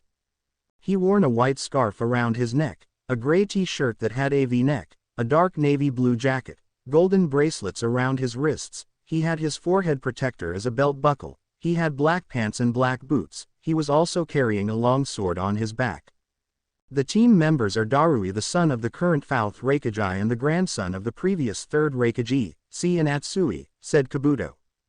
And that's just a few. So is there anyone else you want to know about someone? Perhaps I have info about them, Kabuto offered. Sasuke was silent for a moment before he looked up. The red-haired ninja from Sand. Do you know his name? Kabuto asked. I think it was Gaara, said Sasuke. Kabuto nodded and shuffled his nin cards. Found it. Sabaku no Gaara, also known as Gaara of the Sand. He has done many C-rank missions and even some several B and A-rank ones. His sensei is Baki the Wind Cutter and his teammates are his older siblings Tamari and Konkuro, he told them. Rumors said that he didn't even have a scratch on him after doing his missions. That's one hell of interesting guy if you ask me. Better stay away from him. Any others? Neji Hyuga, Rock Lee and Sasuke looked at his blonde teammate out of the corner of his eye, Naruto Uzumaki. Neji Hyuga and Rock Lee are teammates under Meta Guy with another genin named Tenten. Lots of D-rank missions, some C-rank missions. Both of them excel in taijutsu. Hyuga Neji comes from the Hyuga clan, branch member. Rock Lee is apprentice under his own Chunin instructor, Meta Guy, the taijutsu specialist. He has excellent taijutsu for a ninja his age, but according to rumors he is unable to use chakra in the form of ninjutsu or genjutsu. He took next card. And the last one, Naruto Uzumaki. He is on the same team with Sasuke Uchiha and Sakura Haruno. Their sensei is Kakashi Hatake, also known as the Copycat Ninja. He's this year Academy's Rookie of the Year. Naruto has completed 15 D-rank missions, 1 C-rank mission, and 2 A-rank missions along with his teammates. He has high taijutsu, high ninjutsu skill but has no talent in genjutsu whatsoever, although it seems to be immune to them. It seems that he has 2 bloodlines which normally should be impossible, but he does. First, he has what is called chakra mole, which allows him to form chains made out entirely of chakra which can suppress other people's chakra. However, Naruto has shown he can also use it to form weapons from it as well. And secondly, he has the ice release, a bloodline that is normally seen in Kurigakure, and he is also sees that, oh my. Exclamation mark. TT Decay no the Flying Thunder Jutsu, the very same just you that earned the 4th Hokage Minato Namikaze his nickname the Yellow Flash of the Leaf, said Kabuto. Upon Kabuto saying this, the entire room was so quiet that a person could hear a pin drop, where all eyes were on Naruto. Damn it, there goes that surprise, Naruto thought, annoyed. With one of the 2 teams from Kumogakure. She had dark-skinned kunoichi with long spiky red hair and amber eyes, wore a long short-sleeved dress as her ninja attire, complete with purple stockings, boots with white soles, and wore her forehead protector like a bandana, she also carrying a long sword on her back. The guy had dark skin with short, spiky, white hair and dark eyes accentuated with lines curving upwards from the corners. He wore a dark outfit consisting of an overlong shirt with a hood, with red bandage hand guards and shin guards, and carried a long sword on his back. The last girl was a fair-skinned woman of tall stature and was wearing a stoic, aloof expression on her face. She has blue eyes and straight, blonde hair framing her face cut in an asymmetrical bob style with the front bangs reaching her shoulders. She wore a very low-cut outfit with mesh underneath, a short skirt and red hand guards, high boots and a short of girdle that helped highlight her cleavage. She also had her tanto strapped horizontally to her lower back. Her name was Samui. Did you hear that the blonde hair guy knows the same jutsu as the Yellow Flash of the Leaf had in use against Lord Raikage during the last Great Ninja War, said Karui. Interesting, we must be careful around him, said Samui. Damn it, what if during the exam I have to face against, and he's extremely strong given how he knows the same jutsu that the Yellow Flash of the Leaf knew, and with him possessing 2 bloodlines will only make him even more dangerous, said Omoi. Stop overthinking about Omoi, said Karui. But Omoi does have a point, he will no doubt be strong, said Samui. The Raikage may want to know about this, said Karui. We'll tell Motoi about it the moment when we see him, said Samui. It's a shame Lord B couldn't come and see us in the Chunin exams, said Omoi. Omoi, you know why Lord B couldn't come with us, said Samui. Hey Samui, what do you think will happen if we run into him, Karui? If what that silver hair guy said is true, not well, said Samui. With the other team from Kumo. I didn't think we might be facing against someone who's like the Yellow Flash of the Leaf, said C. Dame, I hoped this thing would be dull, Darui said in a lazy tone. There's no doubt about that, if we face against him the heat of our bottles will be hot, said Atsui. Hey Darui, wasn't there a shinobi from Konoha who possessed chakra mold as well? C asked curiously. I think so, said Darui. With the team from Iowa. Great, the Leaf is trying to create another Yellow Flash, said Kuretsuchi. But this one will also possess 2 bloodlines, said Hojo. The Tsuchikage wouldn't be pleased when he finds out, said Akatsuki. Yeah, no kidding, said Hojo. Grandpa is going to want to know about this, said Kuretsuchi. With the team from Kiri. So that's the guy who fought equal against Zabuza-sensei, said Sukune. Yes, that's Naruto Uzumaki, said Haku. Haku, is it true that he knows the same jutsu as the Yellow Flash? Chojuro asked curiously. Yes, it is. He used it when we fought back in the Land of Waves, said Haku. Back with the Konoha ninja. His information way too accurate. Naruto thought. The info Kabuto had on him was the same as the one that Konoha had on him in their records. No way Naruto knows that jutsu, Kiba said angrily, hating the idea that Naruto had something a jutsu like that. Hey, I'm just reading what's on the card, said Kabuto. After everyone had gotten over the shock that Naruto knows the Flying Thunder jutsu, Kabuto then went on to explain how the top genin from Konoha, Kiri, Kumo, Suna, Aim, Kusa, Taki, Getsu and a small recently new shinobi village Odo were here. Suddenly Naruto sensed an incoming attack at his direction. It was not just him who sensed the incoming attack, as so did Kabuto. Both of them turned around to find a sound nin with spiky, dark hair jumped in the air using one of the benches and leveraged a couple of kunais at them, which they easily dodged. Suddenly, a second sound nin appeared in front of Kabuto, whose face was completely covered in gauze, only leaving his left eye uncovered and with a strange device on his left arm. It seemed to Naruto that the focus of attack of the sound team was Kabuto. He watched with interest as the sound mummy nin swung his left arm in the face of Kabuto, which the elder boy dodged with ease.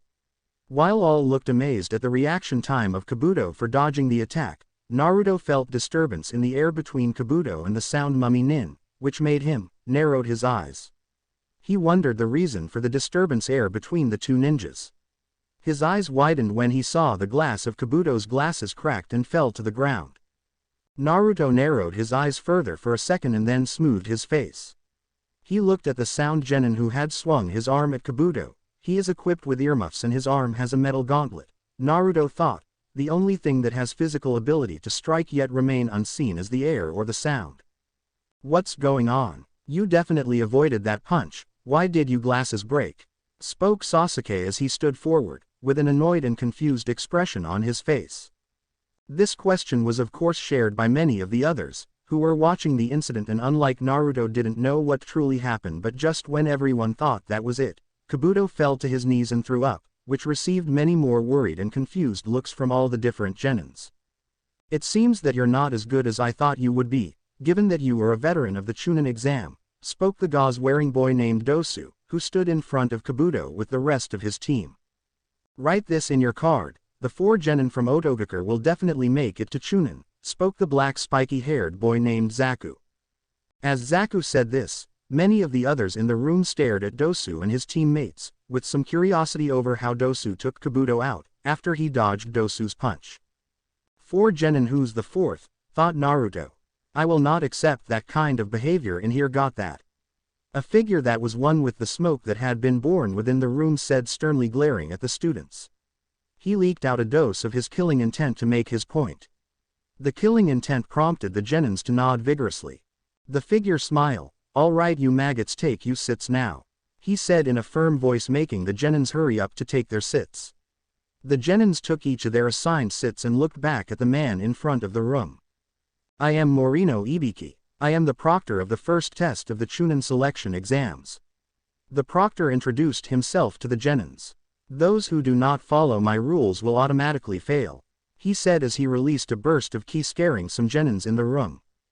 In the exam room, after Ibiki and all the other Chunin examiners arrived, they quickly took charge of the room, where they had everyone quickly take seats. When Naruto's name was called out, he found himself being seated next to Hinata, which of course he did not mind, although the young Hyuga girl was nervous sitting next to her crush, which made her blush madly.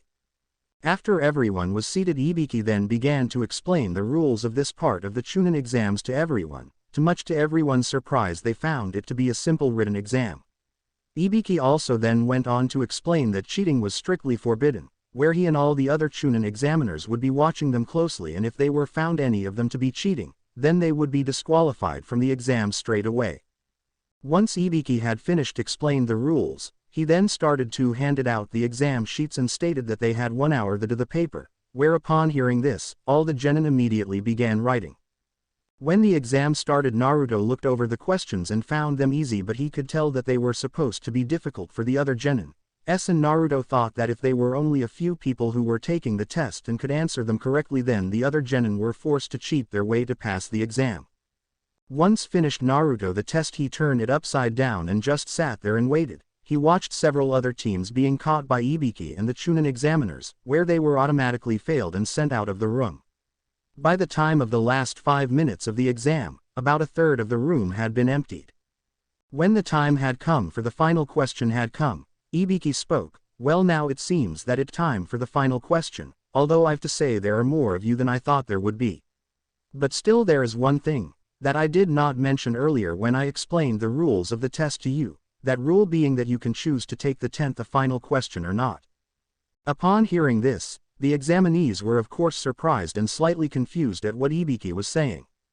Choose to take the 10th question, what the hell do you mean by that? Asked Tamari. It's simple really. If you choose not to take the exam, your points from this exam will be reduced to 0, where both you and your teammates will automatically fail the test, explained Ibiki.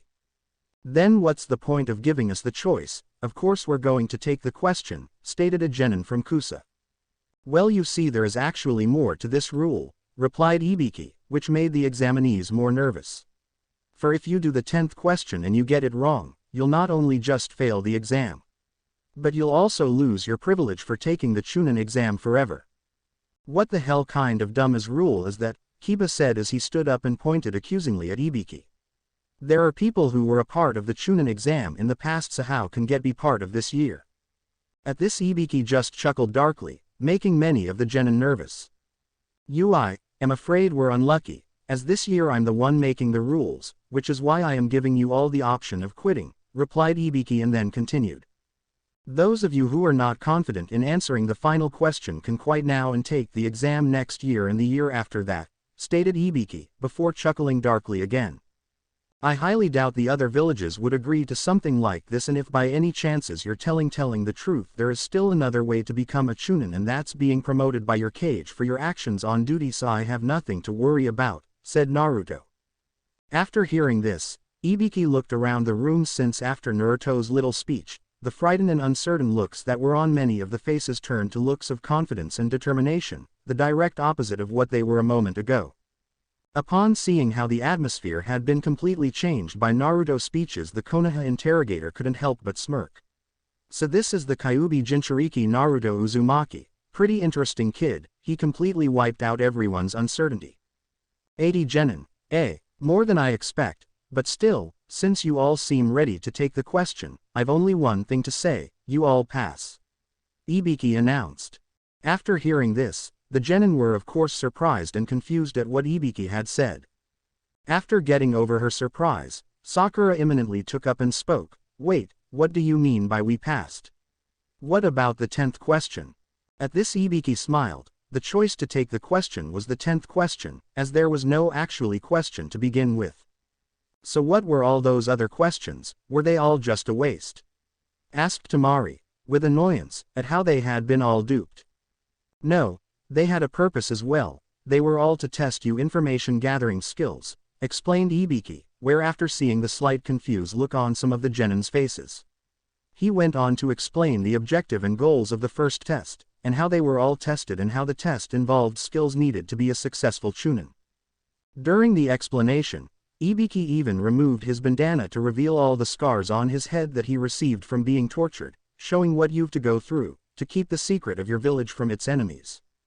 Once the explanations were finished, a round object suddenly burst through one of the windows, after which a large banner with the words, "Second Examiner, Mitarashi Anko is here," appeared in front of Ibiki along with a tall violet-haired woman, who wore a tan overcoat, complete with a fitted mesh bodysuit that stretched from her neck down to her thighs along with a dark orange mini-skirt.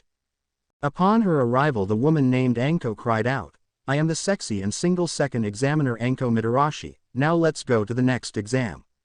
After which Anko then pumped up her fist into the air and shouted out, "Follow me."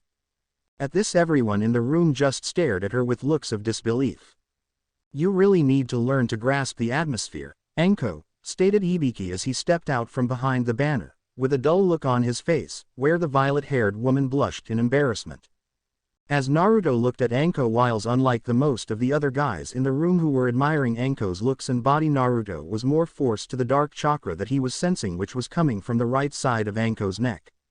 So she's Orochimaru's former apprentice. Naruto thought. Thanks to his parents' memories he knew that Orochimaru had an apprentice before he went rogue. After getting over her embarrassment, Anko counted the number of remaining genin, where she found that there were 8 genin left. Ibiki, you let 26 teams pass. Your test must have been too soft, said Anko.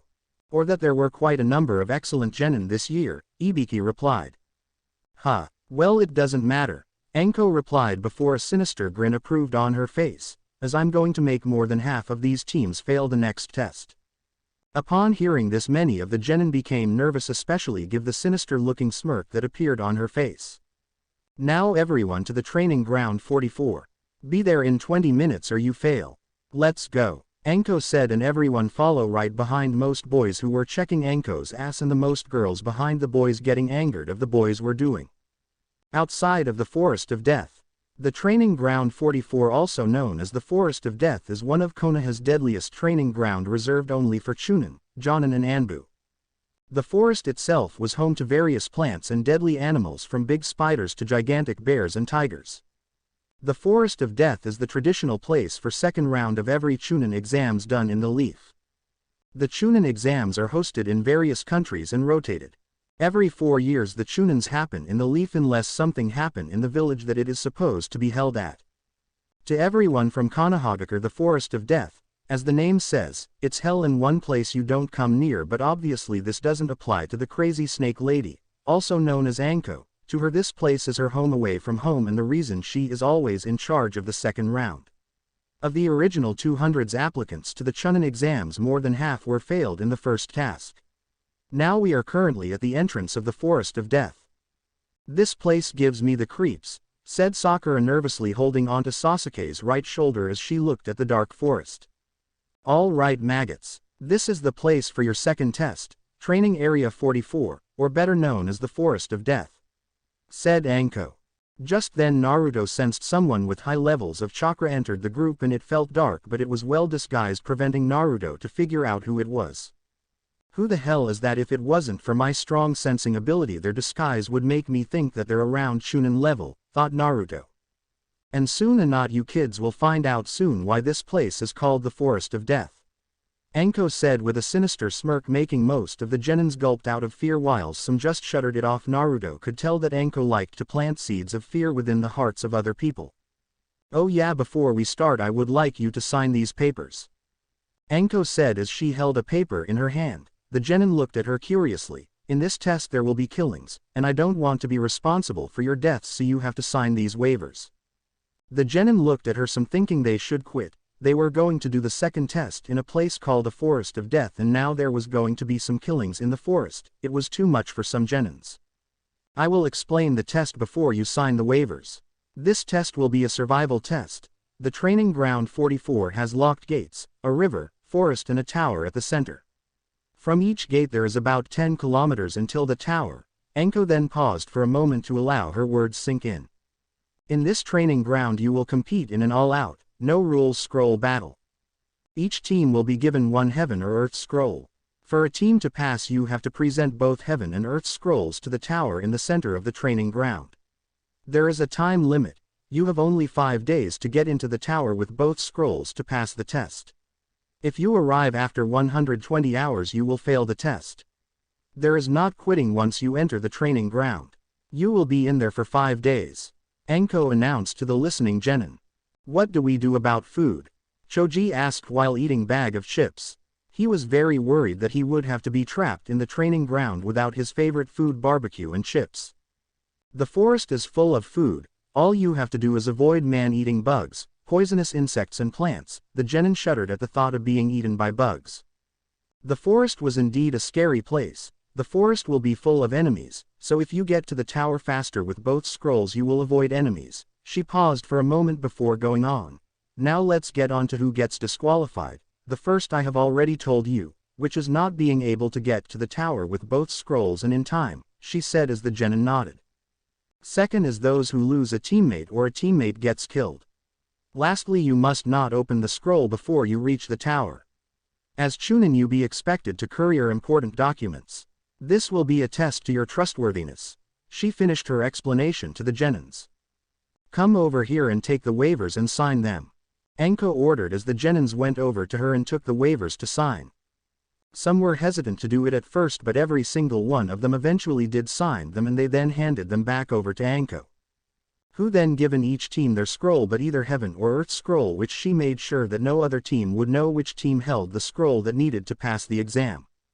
This was to avoid any team going after a specific team, and it would also cut down numbers because a team would take a scroll from another team they have defeated even though it is the same as theirs. She did not tell them that. They did not need to know it. Final word of advice before you lot head out: don't get killed. She said with a maniacal grin that made many of the genin think that she actually wanted them to kill each other. Each team went away to their assigned gate and got ready for the second part of the Chunin exams. Sometime later in the Forest of Death, currently a young kunoichi from Kusa from red hair and glasses was trapped with a large tree behind her, and a large brown fur bear stood in front of her and was ready to attack her at any moment. The red-head kunoichi had been separated from the rest of her team, and she had been chased by the large brown fur bear for several minutes before she finally being cornered by it. Seeing that she was trapped, the girl called out to her teammates for help, but sadly she received no answer. As the bear readied to pounce on her, the young girl ducked underneath it and tried to run away. However, as she ran, she tripped over a large root and fell to the ground and hit her head, temporarily knocking her out. The bear quickly turned around and right when it was about to kill the young kunoichi, but luckily Sasuke suddenly appeared and he delivered several powerful kicks to the bear's head, knocking it out, and once the bear was subdued, Sasuke propped the girl up against a nearby tree and searched her for any scroll. So does she have the scroll we need? Naruto asked as he walked up to the Uchiha. No, Sasuke replied. Dame, then it be with the two who I can sense nearby, Naruto. As the two boys walked away from the young kunoichi, who was slowly waking up and saw two blurry figures walking away from her, she quickly grabbed her glasses and put them back on, where just as she did, she saw the two boys jump up to the trees and jumping away, but before they disappeared from her, the kunoichi saw Sasuke turn back to her and smile for a brief moment, after which he and Naruto regrouped with Sakura, who was nearby. However, just as they regrouped, a sudden massive gust of wind appeared out of nowhere, came and separated Naruto from Sasuke and Sakura. Oh come on! Naruto shouted angrily as he was sent flying away from Sasuke and Sakura. With Naruto, after being blown away by the sudden massive gust of wind, Naruto found himself alone in the small clearing in the forest. What the hell was that? Naruto said whilst groaning in pain as he picked himself up. After a bit, Naruto managed to regain himself, which was none too soon, for as soon as he did, his shinobi-trained senses kicked in just in time and told him to move, which he did as a massive wild snake appeared right above him and tried to eat him. Shit, that was close, Naruto thought, as he landed on the ground a few feet away from the giant snake. Seeing that it had missed its prey, the giant snake lifted its head and eyed Naruto with hunger in its eyes, where it hissed loudly and showed its long fork-like tongue and large sharp fangs. Seeing the snake looking at him, Naruto could tell easily on what the massive snake was thinking and readied himself. After a moment, the giant snake struck and charged at Naruto, intended to eat him whole. Seeing the giant snake coming at him, Naruto readied himself by brought out his sword and held it with one hand, whilst he had one of his unique kunai ready to throw and teleport away, and when the snake changed downwards at Naruto, he quickly thrown his kunai in the air, and as the snake was only a few meters away from him, Naruto teleported away and reappeared in the air directly above the snake's head. Then he readied his sword and started to channel lightning chakra into it with chakra flow, and Naruto then changed at the snake and embedded his sword in the snake's head, killing it. When Naruto removed his sword from the snake's head, the snake's entire body suddenly puffed away, revealing that it was in fact a summon, and once the giant snake's body puffed away, he then sheathed his katana. That was no ordinary snake, it was a summon, meaning someone ordered it after me, Naruto thought. But what was one of them doing here? Could that Anko woman have summoned it? Since she was Orochimaru's student after all. No. Since there are plenty of wild and dangerous creatures here already, and we are also up against people from teams, there would be no point, thought Naruto. After a moment Naruto realized something back before they started this part the exam he sensed someone who had a massive chakra amount that felt sickly and they had disguised it preventing him to figure out who they truly were but now he had a good idea. Naruto then used his sensing ability where he located Sasuke and Sakura who were facing against the person with the massive chakra source from before meaning that he was right. Why do I have to be right all the time? Naruto thought as he races towards where his teammates and other person were at. With Sasuke and Sakura, Sasuke stared at the strange Chunin that appeared right after the gust of wind that sent Naruto flying and then Sasuke turned and looked at Sakura who wasn't injured but the look on her could tell anyone that she was clearly terrified and moment ago just after the gust of wind Sasuke saw a large snake chased right after Naruto. Sasuke did not have to worry about Naruto for he knew that he could take care of himself but right now he needed to worry more about himself as his opponent was incredibly strong from what he could feel that. The Chunin chuckled looking at her prey. Sasuke could see the Chunin's eyes were the eyes of a predator with Sasuke as nothing more than prey and the predator was staring at him in its glory. Come at me with everything you got Sasuke-kun. The Chunin spoke with a grin. Sasuke did not want to be told twice. He charged at the Chunin. The Chunin blocked a kick that was directed to her temple by Sasuke. Sasuke tried to kick the Chunin again but his attempt was blocked again. Sasuke jumped back from the predator and activated his Sharingan. The Chunin seemed to like seeing the Sharingan being activated. Yes, that's it Sasuke-kun, show me what you can do, she thought as she continued to chuckle mirthlessly unnerving Sasuke. He dashed forward at her and attempted to punch her on the face. But the Chunin leaned back to avoid his attack. Sasuke leaned forward and tried another punch at the gut but the Chunin jumped to avoid being hit. Sasuke dashed forward not giving his opponent rest. He jumped up into the air and attempted to punch the Chunin while earth pulled him down. The Chunin brought out both her hands and blocked Sasuke's attempt. She tried punching Sasuke on his chest but Sasuke was able to see the attack thanks to his Sharingan. He jumped back to avoid being hit. The Chunin rushed at Sasuke and tried kicking him but Sasuke blocked the kick with his knee. Sasuke's right fist flew into the Chunin's face, but she bended down to avoid the attack. Sasuke saw an opening and got down attempting a leg sweep. But the Chunin jumped returning the favor with a kick to the face. He was able to see the kick coming but he was unable to neither dodge nor block the incoming attack that Sasuke into a tree. Sasuke hit a tree with a grunt that followed after the impact. Is this all you can do Sasuke-kun, even you your Sharingan? The Chunin said while chuckling earning a glare from Sasuke. He was trying to understand just who the person was. He could not land a hit on the person. The Chunin did not wait for Sasuke to clear his thoughts. He dashed forward to the Uchiha. Sasuke was forced to dodge a power punch that shattered the tree branch he was standing at. The Chunin charged at Sasuke again. They engaged in a taijutsu fight. Sasuke smirked as he got a hit at the Chunin face. He did not stop there, he added a kick to the chest that sent the Chunin flying. He continued smirking thinking that it was not hopeless as he had thought at first. Sasuke did hand seals for his favorite jutsu, fire release, great fireball, he muttered as the fireball sped at the Chunin. His smirk widened when he saw his jutsu hit the Chunin. He ended his jutsu and saw the Chunin standing there with his devilish grin placed on as if nothing had happened.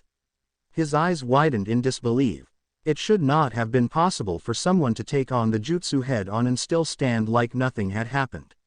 He watched in disgust as the skin of Chunin's face began to peel off revealing a more pale skin underneath. The Chunin blurred out of view and appeared behind Sasuke. Sasuke was kicked hard on his back and sent crashing towards a tree. Ah! Grunted as he hit the tree. He got panting and looked back at the Chunin. The Chunin looked at Sasuke with calculating eyes. Sasuke was indeed a skilled young boy. She had proven it and her eyes liked what he had witnessed from Sasuke. Stay back, don't come any closer. Sasuke stuttered out seeing the Chunin making his way to him. Orochimaru did not stop. He slowly made his way over to Sasuke with calculating eyes. Do you want power Sasuke-kun? The Chunin asked with a wide grin. Sasuke lost his fear and took a confused look on his face. He wanted power. What confused him was why Orochimaru would ask him the kind of question. The Kusunin stopped in front of Sasuke and spoke again. I know you want power to kill Itachi Uchiha, Sasuke-kun, and I can give you that power. Sasuke's eyes burned with hatred the moment Itachi's name was registered to his mind. He hated nothing and no one more than his older brother Itachi. His neck extended in lengths that no human neck should extend. Two large fangs grew from his mouth as his head traveled towards Sasuke's neck. Sasuke just froze, not knowing what to do, as the Kusunin's fangs became one with Sasuke's neck before Orochimaru retrieved his head. Sasuke let out a pained scream before falling down. Sasuke-kun! Sakura yelled out while rushing at the fallen form of Sasuke. She had heard his pained scream. It was not healthy. She ran to see if he was okay. The Kusunin looked at Sakura with a wide grin. He chuckled darkly. He had achieved what he had come for and more. It was just a matter of time before Sasuke came to him looking for power. What did you do to Sasuke-kun? Sakura demanded, forgetting that the person in her front was a Sennin and could kill her in a second. She was just too angry that he had hurt Sasuke. The Kusunin looked at Sakura with amused by her bravery. I simply gave him a gift that will help him avenge his clan, the Kusunin replied. Suddenly the Kusunin shinobi trained senses kicked in just in time and he was able to dodge a sudden lightning bolt just in time. What the hell, thought the Kusunin. I'm gone for 5 minutes and you two get yourselves in so much trouble, said a voice. The grass nin and two genins looked toward voice direction and they saw Naruto standing on a tree branch watching everything and he looked pissed. Well, why it is Naruto Uzumaki Konoha's next yellow flash, the Kusunin said, angering Naruto. Orochimaru of the legendary Sannin. What are you doing here? Don't tell me that you were demoted you to a mere genin, how pitiful, Naruto said, mocking tone. Sakura paled at hearing name because why wouldn't she? Everyone has heard of Orochimaru, a genius shinobi who had trained under the third Hokage along with Jiraiya and Tsunade Senju. A man who considered the foremost ninjutsu expert, and along with his two other teammates, he had dubbed the title of the legendary Sannin due to their famous battle against Hanzo of the Salamander. He was also one of the Leaf's worst traitors, an S-rank missing nin, who wanted for inhumane experimentation on citizens of the Leaf and most likely, many other villages and countries. Why don't you remove that ruined face and show us you're really one, said Naruto. Very well, I will do what you ask, Orochimaru said. Remove the rest to the burnt face to reveal his true face. He had very pale skin, golden eyes with slitted pupils, purple markings around his eyes and fang-like teeth. He also has pronounced cheekbones and straight waist-length black hair with some locks covering and framing his face or to his shoulders. He was wearing gray garbs with a black polo and pants underneath, a thick purple rope belt tied in a large knot behind his back, blue tomo-shaped earrings, and shinobi sandals with bandages around his calves. I'm curious on now you figure out that it was me, Orochimaru asked curiosity. Well, most genin don't have a dark and sickly chakra like yours, but what really gave you away was that giant snake you sent after me was a dead giveaway, said Naruto. I see, but if it was me then why come back here, Orochimaru asked curiosity. Well, I got to save those two over there or else I'll have to deal with the Konoha Council, said Naruto. Naruto then thrown one of his unique kunais at Sasuke and Sakura then teleported to them. So it really is true that indeed knows the flying thunder jutsu. I wonder how, thought Orochimaru. Sakura, listen to me, take Sasuke and get out of here, while I hold this guy off, said Naruto.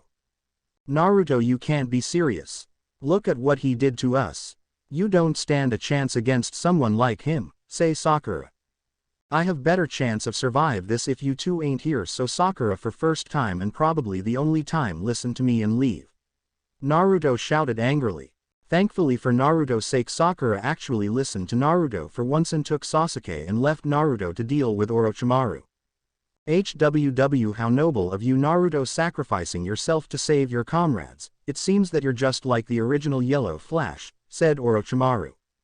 Now that is it, Naruto thought angrily, hating the every idea of him being just like his father. Naruto quickly did a couple hand seals and both his fingerless gloves and his boots glow for a bit, meaning that Naruto had deactivated the waiting seal on him, not wanting anything holding him, especially against someone like Orochimaru. Now armed with his true speed and strength, Naruto quickly charged at Orochimaru and engaged him in a taijutsu battle. He tried to punch Orochimaru in the face, but he jumped back in time and avoided Naruto's punch. However, Naruto was right behind him and he tried kicking as a follow-up to his dodged punch. Orochimaru caught his attack with little effort. Naruto was expecting something like this, so in quick movement his fist connected with Orochimaru's face, breaking some of his teeth and sending him flying away from him. Can't give him any time to recover, thought Naruto as he started doing a couple of hands. Lighting style. Lightning roar, said Naruto as he let out a blast of lightning, though his mouth, which headed straight at where Orochimaru was, and Naruto's attack went through the tree and caused the top half of the tree to fall to the ground. However, as the smoke cleared, it revealed nothing was there, and Naruto knew that attack wasn't nearly enough to kill someone like Orochimaru. Impressive, Naruto, but not good enough, Orochimaru said behind Naruto, and suddenly snakes burst out of the ground and wrapped themselves around Naruto tightly. But now there's something I need to, Orochimaru said as he was ready to bite on Naruto's neck, just like what he did to Sasuke. Yeah, no, Naruto simply said before he started channeling his chakra, and in a sudden burst of white energy appeared around Naruto and destroyed the snakes around him completely. It looks like aura that Ultimate Gohan has. What the? Orochimaru thought, surprise. Thank you, Thunder Release, thought Naruto. What Naruto just did was that he used his Thunder Release bloodline and had it surround him, which will protect only him and it will harm anyone else, friend or foe. Well, that's interesting. What exactly was that, Naruto? Orochimaru asked, curiosity. Naruto, however, didn't reply. Instead, he took out one of unique kunais and channeled his chakra through it, before he then spinning around to face Orochimaru and sent a small but strong slash of wind at Orochimaru, cutting him deeply in his right shoulder and caused him to bleed badly. And before Orochimaru could have any time to recover, Naruto was already in air and he did a sweep kick to Orochimaru's head, and it then sent him flying into another tree. However, that didn't stop Orochimaru for long as he picked himself up and did a couple hand signs and said, "Fire style, fire breath jutsu," and he then let out a breath of a powerful stream of fire from his mouth, and it headed straight at Naruto. But before it could even hit him, Naruto quickly slammed his hands on the ground and said, "Ice style, ice wall." Then a wall of ice formed right in front Naruto, protecting him against Orochimaru's attack. So he does actually have the ice release bloodline. Interesting, thought Orochimaru. Naruto placed one of his flying thunder jutsu seals on the ground and drew his sword, as well as took out another one of his unique kunais just in time as Orochimaru appeared on the right side of the ice wall, and he had his sword, which Naruto recognized, the sword of Kusanagi, or grass mowing sword. It was a double-edged sword. Lucky for Naruto, he managed to dodge Orochimaru when swinged his blade and instead hit the ice wall, shattered it. So that's the sword of Kusanagi, thought Naruto.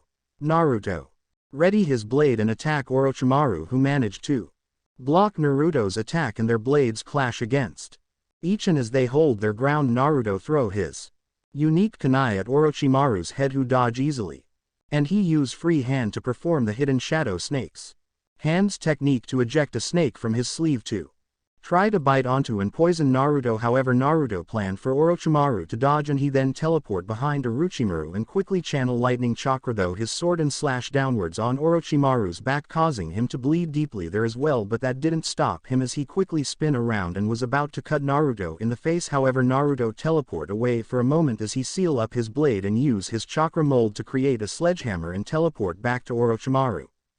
As Naruto reappeared, he swinged his sledgehammer at Orochimaru, sending him into the air. Naruto then channeled lightning chakra to the bottom of his feet and he shot up through the air at high speed, pasting Orochimaru, and Naruto channeled lightning chakra through his sledgehammer, causing the top part of it to turn into lightning. Combine attack. Lightning sledgehammer, Naruto said as he slammed lightning sledgehammer downwards on Orochimaru's chest, as sending him clashing to the ground, and the attack also burnt his chest and broke his ribs, causing Orochimaru to cough up a lot of blood. That got to do some damage to him at least, thought Naruto. However, my, you are really something. I wouldn't mind having you as a vessel, Orochimaru said as he opened his mouth to inhuman proportions and spited out another Orochimaru that wasn't damaged, left the skin of the old behind. That was one of the most disguising thing I have ever saw in my life, Naruto thought, creep out. I better leave before Konoha gets wind of me being here, thought Orochimaru. I would like to keep going, but I have other things to attend to, Orochimaru said before he disappeared. I got to find Sasuke and Sakura. Knowing those two, they probably gotten themselves in more trouble, Naruto said as he was catching his breath. With Anko. Anko Mitarashi cursed under breath as she leapt through the forest. It was already dusk, and there had still been no sign of her target, her former teacher Orochimaru. It's almost nightfall. I must find him quickly. Once it gets totally dark, I will be at further disadvantage against him, Anko said aloud as she traveled. But why is he at the time like this? What is his planning? She chuckled and shook her head as she leapt the tree to tree. The only sound she made with each leap being her own breath. Well, it makes no difference, she went on. If you have come to this village, then we will settle this thing now. You are now the bingo book level S dangerous person. She jumped from branch to branch, not making a sound. I must stop you even if it costs me my life. And if that's not possible, I must slow you down until the Anbu arrives. However, just then she pained from the right side of her neck and she heard a creepy laugh from behind her. She quickly turned around and saw him, Orochimaru, just standing there with an amusement look on his face, seeing as he watched his former apprentice. It's been a long time, Anko-chan. You can cut the pleasantries, Orochimaru, as you're a wanted S-class criminal and I'm going to kill you here and now, even if it cost me my life, spoke Anko with the utmost seriousness, wherefore Senbon needles appeared out of her right-hand coat sleeve and into her hand. It is my duty after all. I was once your student and I learned everything I know from you, continued Anko, where she then prepared to throw her Senbon needles at the former Sannin. Orochimaru of course just smiled at this, where he then spat out his tongue, which stretched to an impossible length and headed straight for Anko, who quickly jumped up into the air to avoid it and landed on the trunk of another tree opposite the one that Orochimaru had merged with, where she channeled her chakra to her feet to keep from falling off the tree. Sadly though, Orochimaru's tongue followed after her, where it then wrapped itself around Anko's right arm and pulled her back onto the tree branch she was previously on. Anko although quickly countered by holding out her left hand and the cried out, hidden shadow snake hands. After which several snakes erupted from the sleeves of her arms and flew towards the snake Sannin and pulled him out of the tree trunk. There's not a chance in hell that I'm going to let you escape, cried Anko as she pulled Orochimaru towards her and slammed him into the tree behind her and retracted her snakes. Once she had retracted her snakes back into her sleeves, Anko then pinned Orochimaru to the tree by piercing both their left hands together with a kunai, while at the same time she took hold of his other hand with her right and formed a seal with them. I have you now, said Anko with a smile, as she saw the realization dawn on Orochimaru when he recognized the seal. That's right. You and I are going to die together here, said Anko, as she prepared her jutsu and thought, twin snakes mutual death technique. But before she could finish the jutsu, she suddenly heard Orochimaru speak from behind her. I'm afraid you will die alone here, Anko-chan, Orochimaru's voice said behind Anko. Surprised at this, Anko quickly turned around, where at the same time, the night moon came out of from behind the clouds, showing Orochimaru standing directly behind her. Seeing the confused look on his former apprentice's face, Orochimaru decided to explain, I'm afraid all you have there is a replacement. Hearing this, Anko quickly turned around and saw that the Orochimaru that she had caught was indeed a clone, where when she turned it immediately reverted into mud, revealing it as a Earth-style shadow clone. You shouldn't use the forbidden technique that I taught you, Anko-chan, since you're one of Konoha's Tokubetsu Jonin now, said Orochimaru with a smile as he slowly walked to Anko. Angered by how she had been tricked by the former Sannin, Anko quickly pulled the kunai she had stabbed herself with and threw it at Orochimaru. But before it could hit the Sannin in the head, he caught it with ease between his two front fingers. It's useless, Anko-chan, you don't have the power nor the skill to defeat me, said Orochimaru, where he then did a single one-handed hand seal and activated Anko's curse seal, causing the young woman to fall to her knees in pain. After Anko fell to her knees, Orochimaru slowly walked up to her and lifted her head up slightly so that he could look her directly in the face. Why have you returned? Asked Anko as she tried to fight the pain. I must say, I'm actually disappointed of you, Anko-chan, we haven't seen each other in years and you have done nothing but treated me so coldly, taunted Orochimaru. Have you come here to kill the third Hokage? Asked Anko, as she held her left shoulder. Oh no, as sadly I don't have enough followers to attempt that just yet, replied Orochimaru with a smile. I actually came here to observe and test a young genin here, who has shown more promise than you did, so I placed my curse seal on him, said Orochimaru. You monster, you did that to a genin, stated Anko.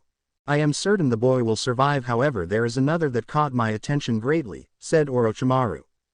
Someone caught your attention, said Anko. Yes he did, and he is something else, asked Orochimaru as he cupped the left side of Anko's face. You just can't forgive me for using and tossing you aside, can you? At hearing this, Anko glared angrily at her former sensei, as she remembered how he used her. In many ways, both boys show ever more potential than you did, explained Orochimaru. For you see, one of them has inherited unique abilities of the Uchiha clan, while the other has both abilities and skills far beyond his years and already possess a seal on him, said Orochimaru. At hearing this, Anko's eyes widened in surprise, as she quickly realized who the other person Orochimaru was talking about. You mean Naruto Uzumaki, said Anko. Oh yes, Naruto-kun especially shows a great deal of power, far beyond what Sasuke-kun.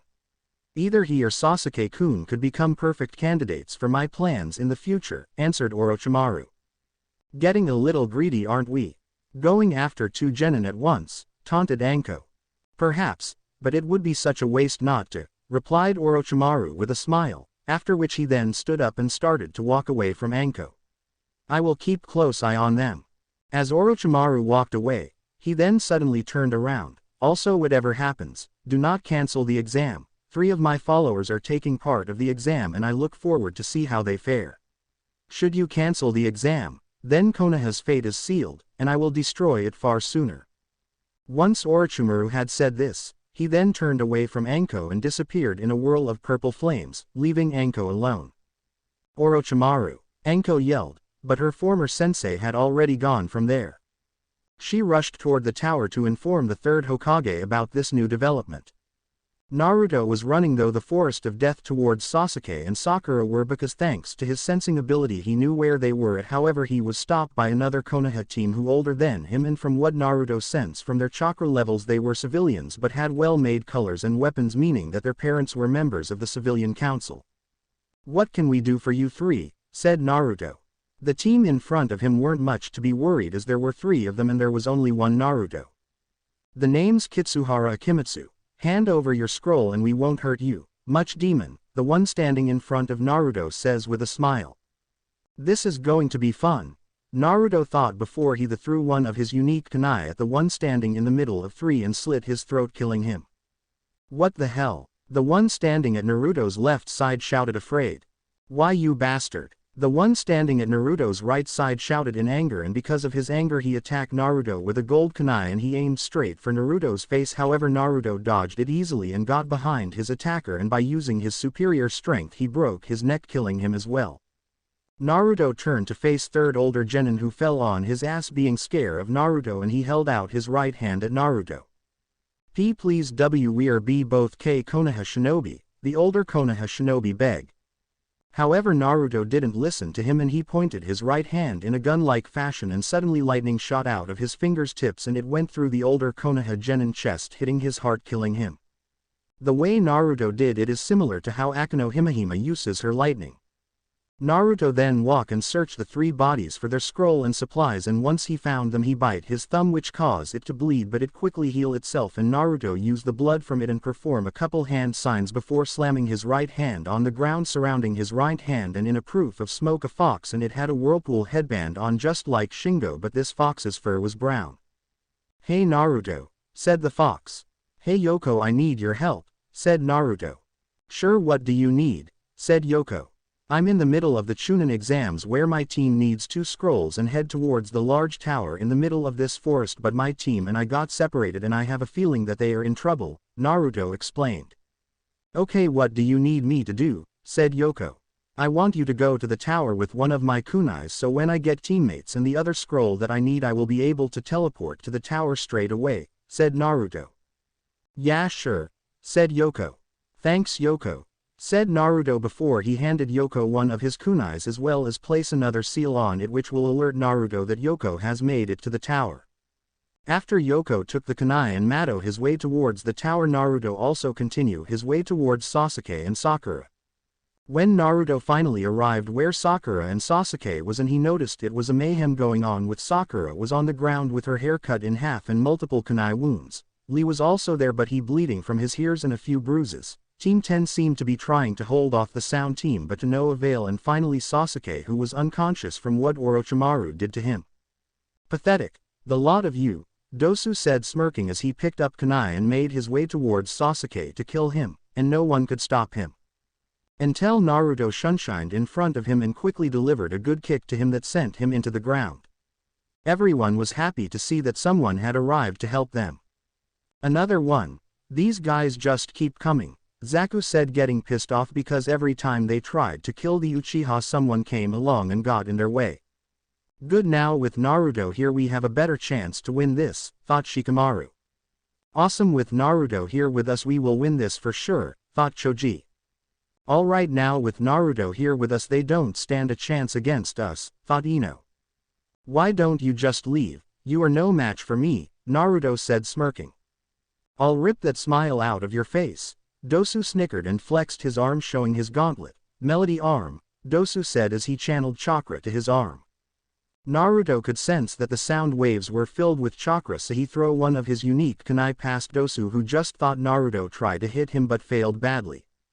Dosu sensed as the waves traveled the air and was about to hit, however Naruto teleported away and the waves instead hit the tree that was behind Naruto which destroyed the part that it hit and caused it to fall down.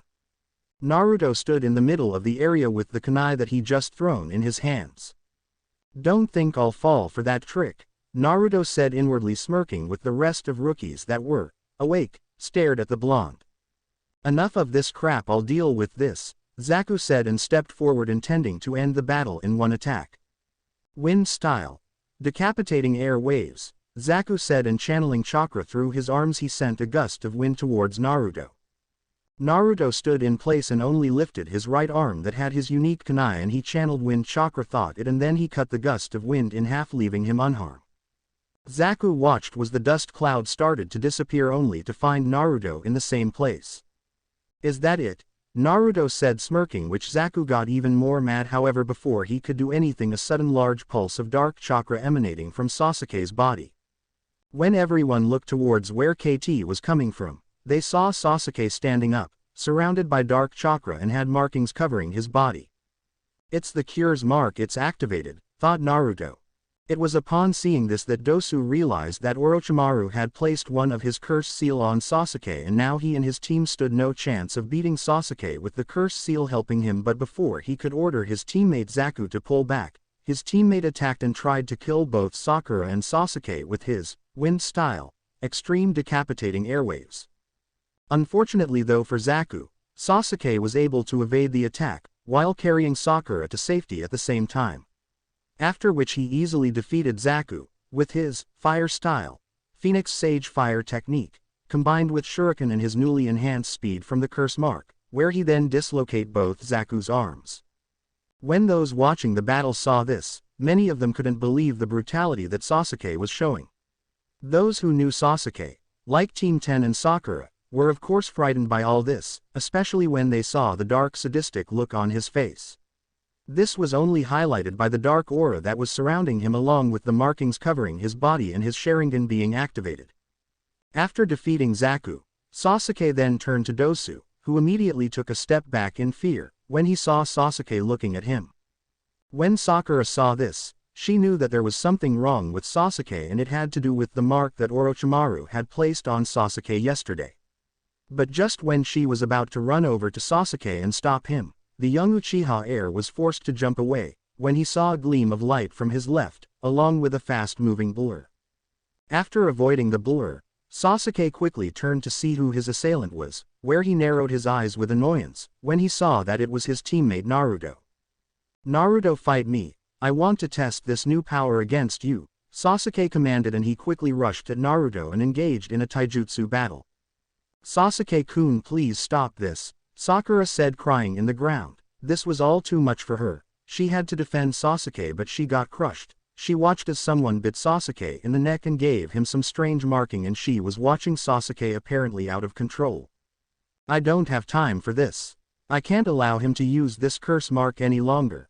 Naruto thought as he quickly outmaneuvered Sasuke and got behind him, and he gave Sasuke a quick chop to his neck, knocking him out, after which the dark chakra and markings vanished, returning Sasuke back to his normal self. Sasuke-kun. Both Sakura and Inta cried as they raced over to the unconscious Sasuke. Unbelievable, he was actually able to defeat the Uchiha, despite him having the power of the curse mark seal from Lord Orochimaru, thought Dosu. He's clearly no ordinary genin, that's for sure. Naruto then turned his attention on Dosu and he walked towards him, and Naruto's dark purple animal eyes made the Oto Nin very nervous. If you value your life and the lives of your teammates, you will accept the offer I'm about to make, Naruto said in a cold and serious tone. What kind of offer? Dosu asked, curiosity as well as doing his best to remain calm and show no fear, despite the situation he was in. You will hand over your scroll to me, and in return I'll allow you to leave with your team peacefully, answered Naruto. And what would happen should I refuse this gracious offer of yours? Asked Dosu.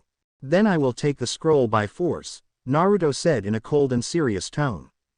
Very well then, I agree, replied Dosu, that it would be pointless to refuse. At this Naruto only nodded, and when Dosu gave Naruto his Team Earth scroll, thankfully was the one that Naruto needed, he then went over to his two teammates who were unconscious and picked them up and left the area. Just then Lee's teammates Neji and Tenten arrived, most likely looking for their teammate. How nice of you to join us, Neji, said Naruto. What happened here? What did you do to Lee? Neji asked, activating his Byakugan and getting ready to attack until he got his answers. Nothing, he was like that when I got here, said Naruto. He's telling you the truth, those Oto ninjas did that to him when he was defending Sakura, said Shikamaru. Okay then, Neji said before he turned his attention on his teammate.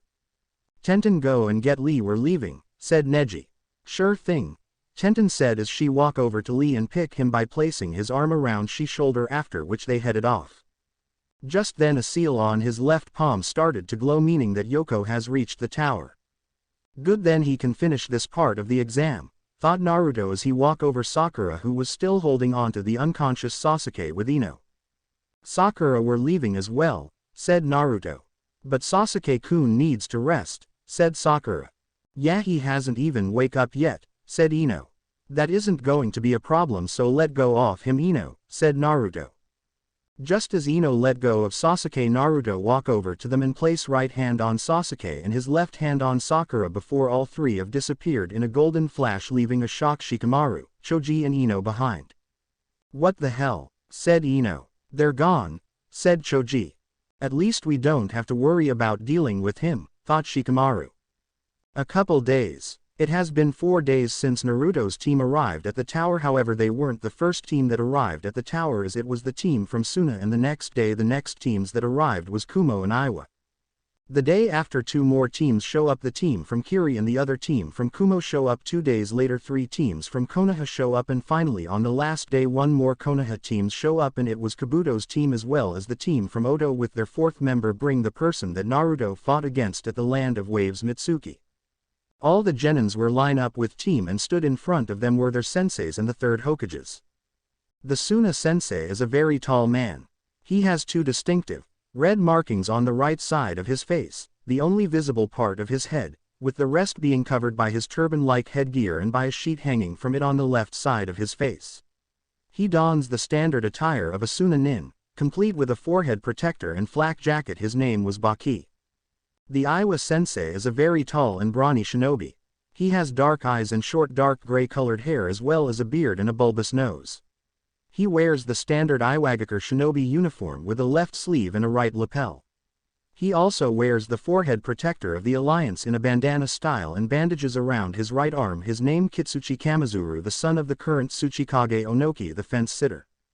The Oto sensei has long black hair tied in a ponytail and cream skin with yellow eyes. He wore a similar outfit to the Konoha standard uniform but was black version. He was secretly Orochimaru. The Kumo standing sensei, dark brown, spiky hair and dark eyes. His most prominent feature is the dark green mark that runs down the bridge of his nose. He wears the standard outfit of a Kumogakure ninja, complete with hand and shin guards as well as Kumo flak jacket. He also had a light gray scarf around his neck. His name is Motoi. The other Kumo sensei had short and spiky, dark-colored hair, and he has grown a small goatee. He wears the high-collared variant of the Kumobakar outfit along with flak jacket and his signature hat-styled forehead protector. His eye patch now has the stylized kanji for lightning inscribed upon it, and his name was Dodai. It's impressive that so many made it this far, and many of them are recently made genin. This generation certainly has a lot of promise, thought the Sandame. To everyone who has made it this far, I would like to congratulate you on passing the second stage of the Chunin exams, Anko started, breaking everyone from their thoughts. Now I suggest all you listen carefully to Hokage-sama, who will be explaining the third test. Hiruzen cleared his throat and began to speak. Before that, I wish to explain something to you. It concerns the true meaning of this Chunin selection exams. Why do we have all the allied countries taking the exam at the same time, even some neutral countries? He looked around at all genins' faces. To promote friendship among countries, to raise the level of shinobi. Do not be confused, this exam is. War. He paused, accentuating his declaration. The tension in the area increased as some genins shifted uncomfortably. If we were to turn back time, at some point, all of us would be fighting the other countries over who would rule. This exam is an alternate that allows us countries to avoid such wasteful fighting. For the third test, lords and ladies of all countries as well as the leaders of your countries will all be watching your fights. You will fight with your life on the line to protect not your homeland but its prestige. If your country seen as weak, you will lose clients, the livelihood of a shinobi. If you are strong, you will gain clients, bolstering your home. If your country shown as a strong country, it will also send a political message to other countries. He took a breath from all talking. Then why must we risk our lives? There has a better way to fight for this prestige, Kiba argued. The strength of the country is the strength of the village, the strength of the village is the strength of the shinobi, and a shinobi's true strength is only born with life-risking battle, Hiruzen said with a serious voice. This exam only has meaning because there are life-risking battles. The friendships between shinobi countries must this and it is as soon as because this that we call it an exercise in friendship. This fight is not just your own, it is a life-risking battle with the prestige of your country in line with your own performance. He was just about to start talking again when a sickly-looking Chunin appeared in front of him. Actually Hokage-sama. Would you please let me explain this to the genins? The Chunin said. Hiruzen nodded and took a step back. The Chunin stood up and turned around. Naruto had to raise an eyebrow at the man's appearance. He dressed in the standard Chunin uniform and had a bandana-style headband. However, what caught his attention were the deep bags under his eyes as well as his general sickly look. Is he sick or something? He should be in the hospital, not here. If that's something we could catch it. Welcome. My name is Gecko Hayate and I'm the proctor for the third stage of the Chunin exams. Hayate spoke, coughing so much that many genins wondered if he was fit for duty. Unfortunately, it seems that the first and second stages of the Chunin exams were too easy and we now have too many candidates. Because this, we will be holding the preliminary matches. Shikamaru muttered to himself before speaking louder. What the hell, preliminaries? He asked. Hayate coughed again before responding. Because the first and second tests were too easy this year, we've too many participants for the third test. The Chunin exams rules state that we must thin out the numbers of those taking the third exam. As Hokage-sama has explained, there are many visitors for this exam and time is limited, so too many participants cannot be accommodated. He coughed again. Those that wish to withdraw may step forward and do so now that they have heard these conditions. Also, this is an individual basis from here on out, and if you quit, your team will not penalize. The rules for this battle are simple. There are no rules, the match continues until one of you dies out or declares defeat. If you don't wish to kill, quickly acknowledge your defeat. When the winner has been clearly established, I will jump in and stop the fight. If you continue to harm your opponent after the fight has declared, you may find yourself in the hospital, Hayate said as he coughed, then smiled at the group of genins. And now the first two who take part of this part of the exams are Sasuke Uchiha vs. Masumi Tsurugi. May Sasuke Uchiha vs. Masumi Tsurugi begins. Hayate said, and he moved out from the arena. Sasuke chose not to attack head-on, but waited for his opponent to make a move. You're an Uchiha, huh? Tsurugi asked. Yeah, so what, you're going to give up now? Sasuke smirked. Just because of the Sharingan doesn't mean you don't stand a chance. He thoughtfully looked up for a second. Oh wait, it does. Then he suddenly jumped up and performed a few hand seals. Fire release. Phoenix Sage Fire Jutsu. Tsurugi slithered around all the small fireballs that Sasuke was spewing out of him. Sasuke stopped his attacks and landed on the ground several feet away from his opponent. Come at me, Uchiha. The glasses-wearing Leaf Nin shouted. You can bend your body any way you want, huh? Sasuke said. Which means you just want to choke me to death or so when I come close. He then snorted. Fine, try it. Sasuke rushed forward and caught Tsurugi right in the jaw with a right hook. As he expected, Tsurugi's neck twisted back, but Sasuke easily jumped away from Tsurugi's now failed headbutt. Instead, Tsurugi's head came face to face with Sasuke's left foot. Again, Tsurugi's neck twisted back and Sasuke just reacted with a roundhouse kick, this time making Tsurugi's entire body twist around. Tsurugi taunted, Hey, you're too slow to counter me. Sasuke swept both of Tsurugi's legs from under him and followed up with an elbow in his stomach. Tsurugi's flailed through the air and Sasuke quickly performed a few hand seals. However, good try. Fire release. Dragon Fire Jutsu. To his surprise, his stream of fire dodged. Your attacks aren't that powerful, you know. Tsurugi chuckled as he approached Sasuke fast. But then, it's a little hard to hurt a body like mine. Is it? Said Sasuke. Tsurugi's eyes widened as Sasuke was now behind him, planting a kunai right into his shoulder, followed by another one into his knee. You can't move so smoothly now, can you? He asked as he jumped over Tsurugi, who was screaming in pain. Before he landed, Sasuke threw another kunai straight through Tsurugi's left foot. Don't underestimate me, brat, Tsurugi screamed and chuckled at the same time.